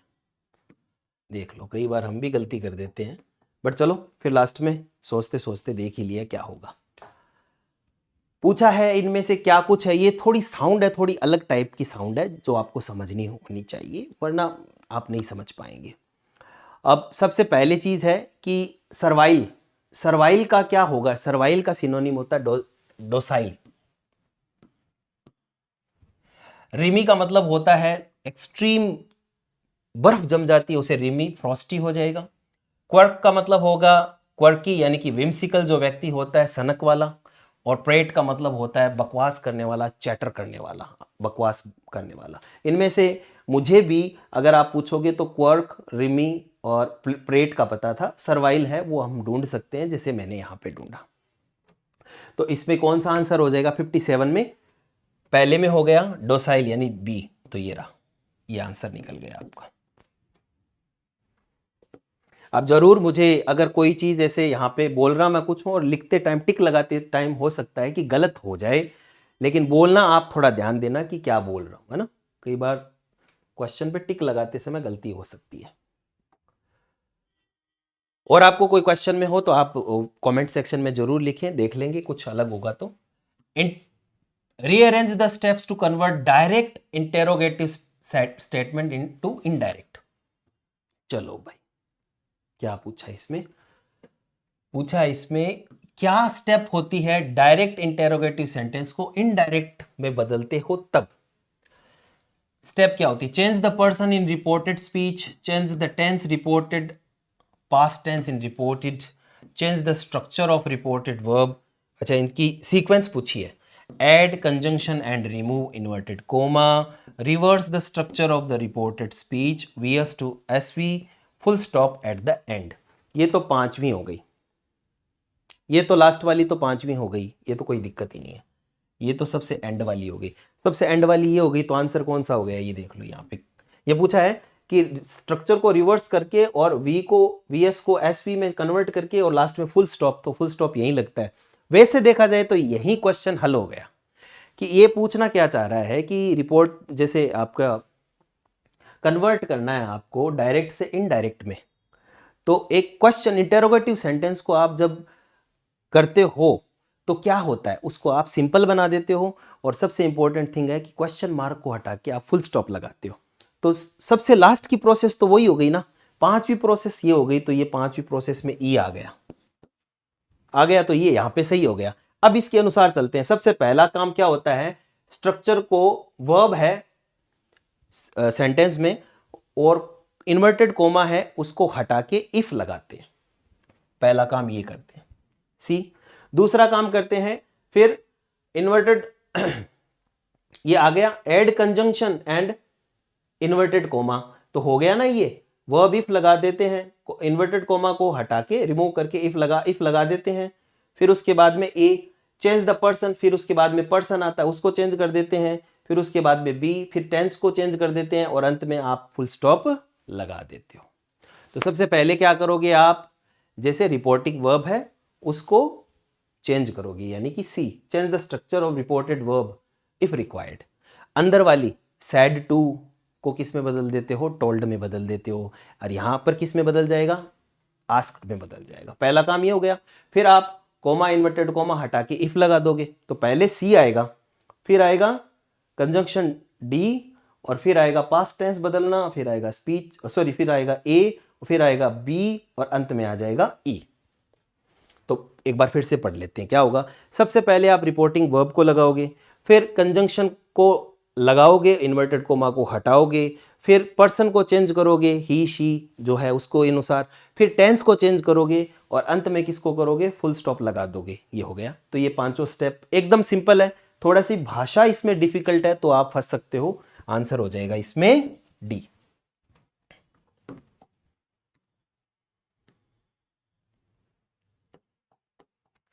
प्रश्न पूछा है इसके अंदर तो क्या क्या कैसे होगा। शुड किसको बताता है, पहले तो शुड को ही देख लो। शुड किसको बताता है भाई,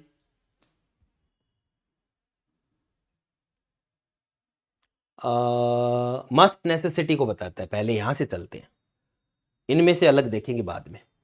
वांट ऑफर को बताता है। कैन, ये दो हो गए, तो बी का दो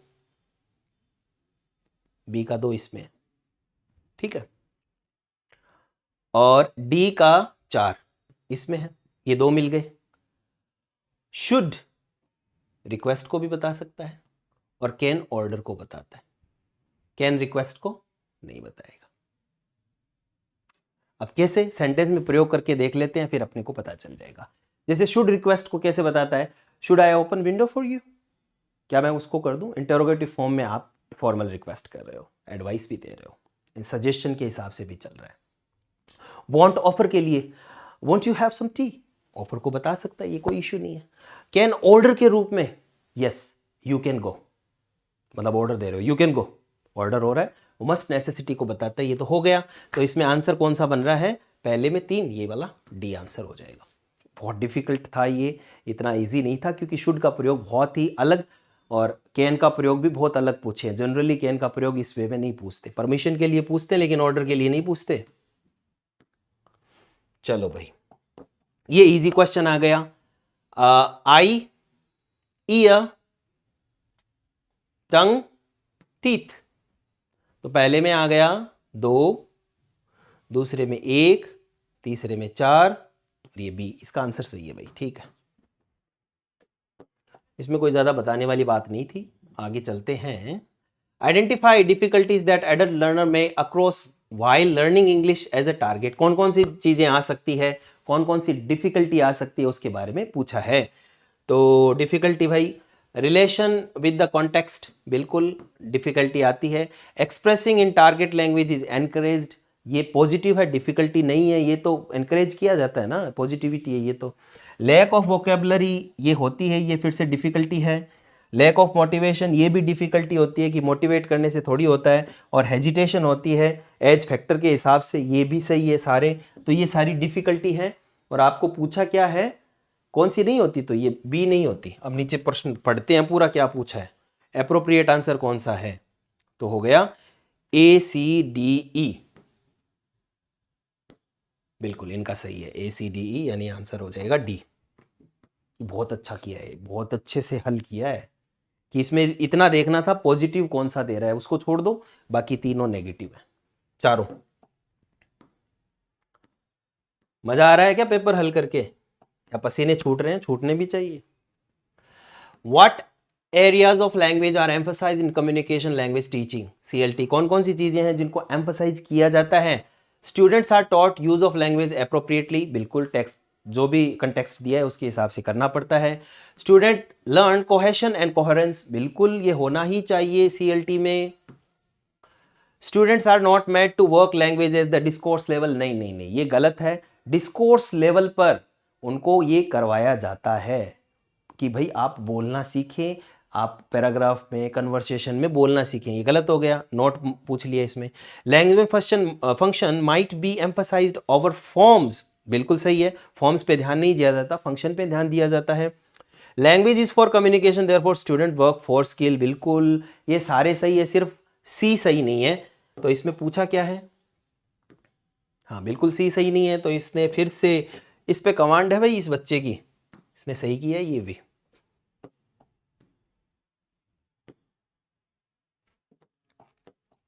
पेपर तो बड़ा है, और जीके का भी मैंने देखा था ऐसा ही पेपर है, तो बहुत सारे बच्चे तो अटेम्प्ट ही नहीं कर पाए हैं, मेरिट क्या ही बताएं। Arrange the activity related grammar translation method, कौन कौन सी एक्टिविटी होती है जो होती है, तो इसमें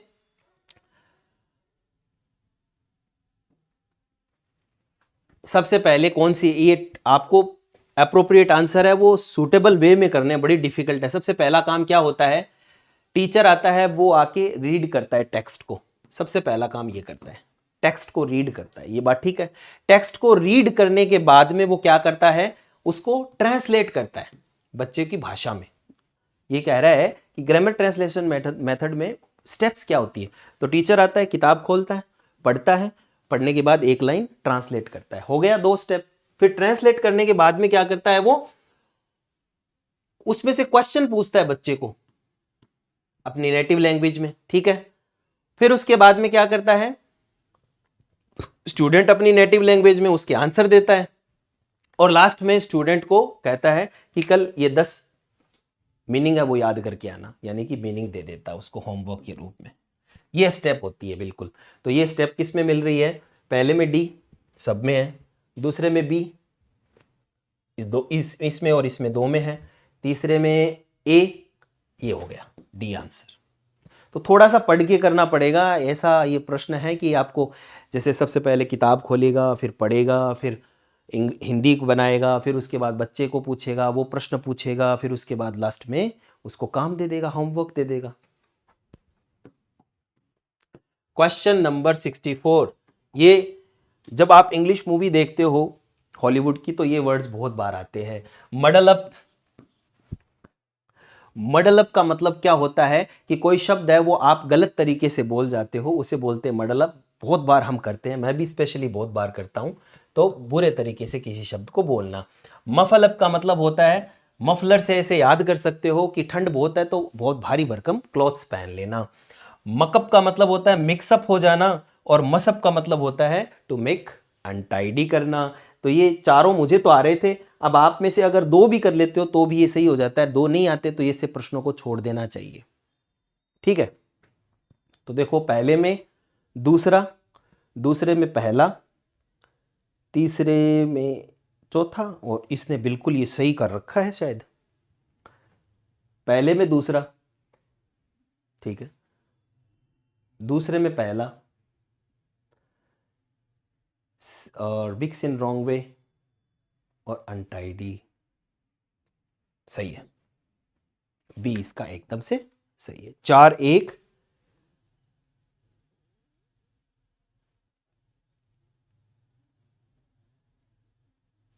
बिल्कुल।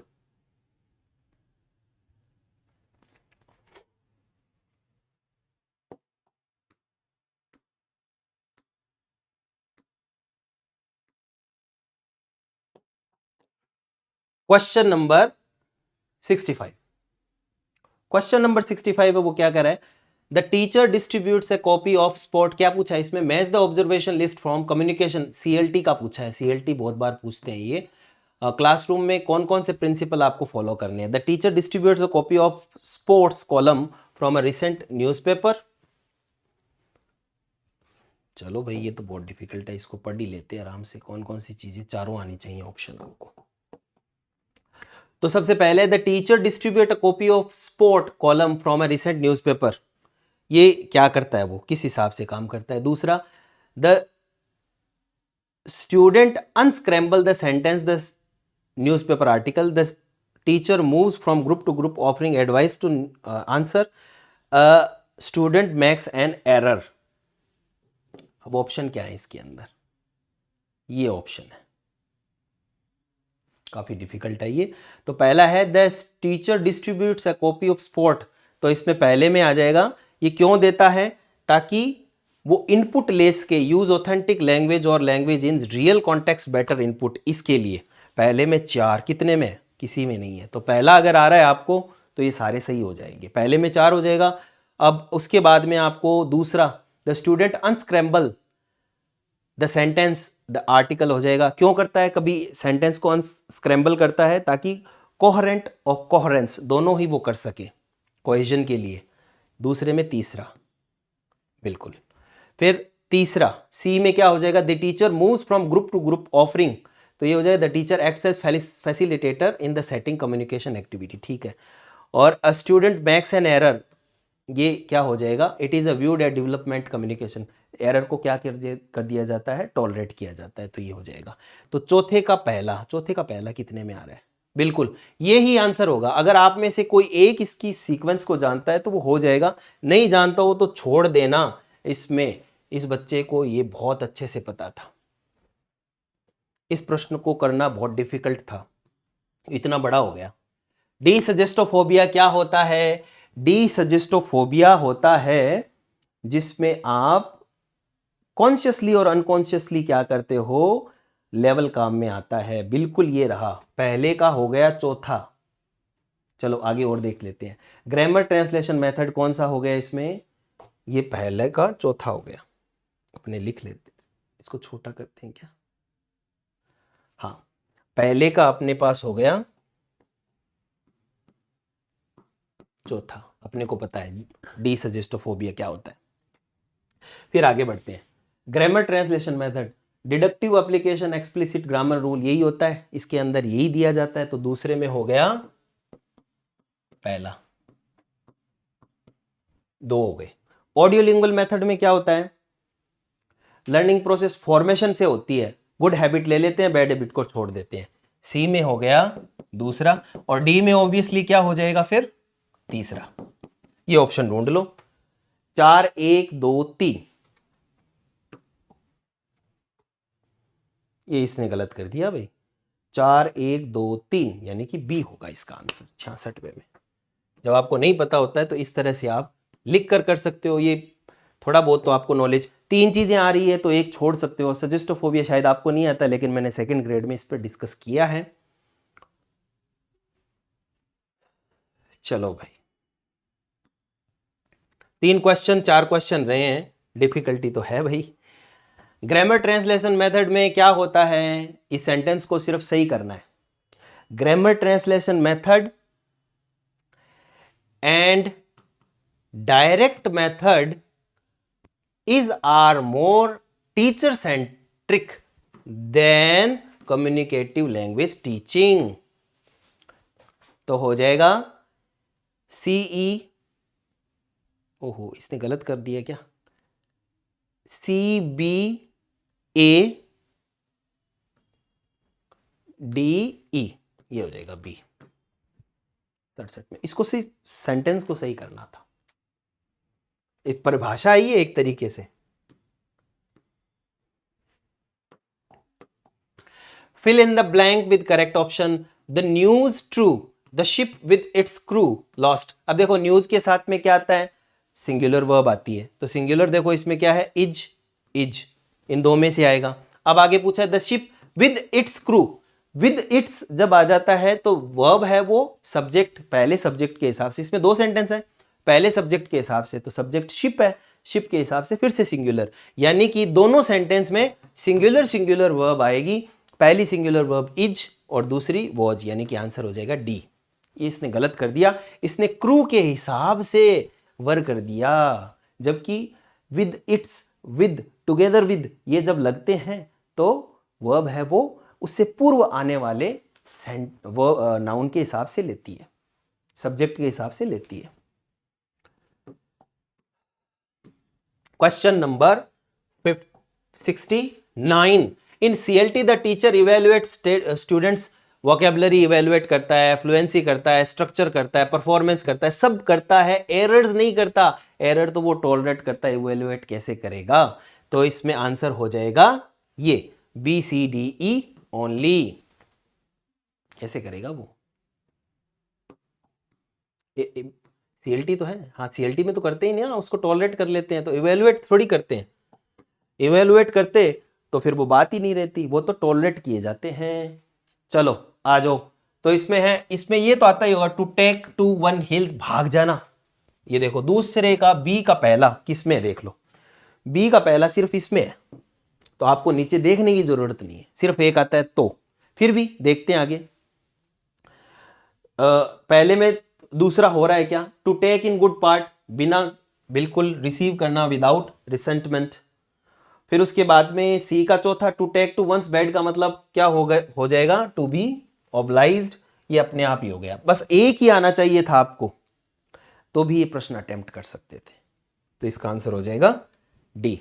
तो आज के पेपर से क्या सीखा हमने, क्या समझा आपने, मैंने तो ये समझा कि पेपर का लेवल अब टेक्निकल हो चुका है, और आप सभी को मैं ये कहना चाह रहा हूं कि बहुत ही शानदार तरीके से तैयारी कीजिए। हो सकता है एक दो प्रश्न मेरे भी इसमें गलत हो गए होंगे टिक लगाते समय या पढ़ते समय, क्योंकि इतना लेंथी पेपर था, फिर भी आप मुझे कमेंट में बताएं, मैं देख लूँगा, अगर उसमें से कुछ चेंज करना होगा तो मैं चेंज कर दूंगा, क्योंकि पेपर आने के बाद में तुरंत से मैंने इसको बनाया वीडियो को, तो हो सकता है बताते समय एक दो गलती रह गई होगी, बट ओवरऑल मेरिट क्या रहेगी, मेरिट का कोई मूल्यांकन नहीं कर सकते, एक तो पोस्ट 200 है, दूसरा जीके का पेपर भी देखना है, ऐसा पेपर कभी आया नहीं, तो मूल्यांकन करना बहुत ही डिफिकल्ट है।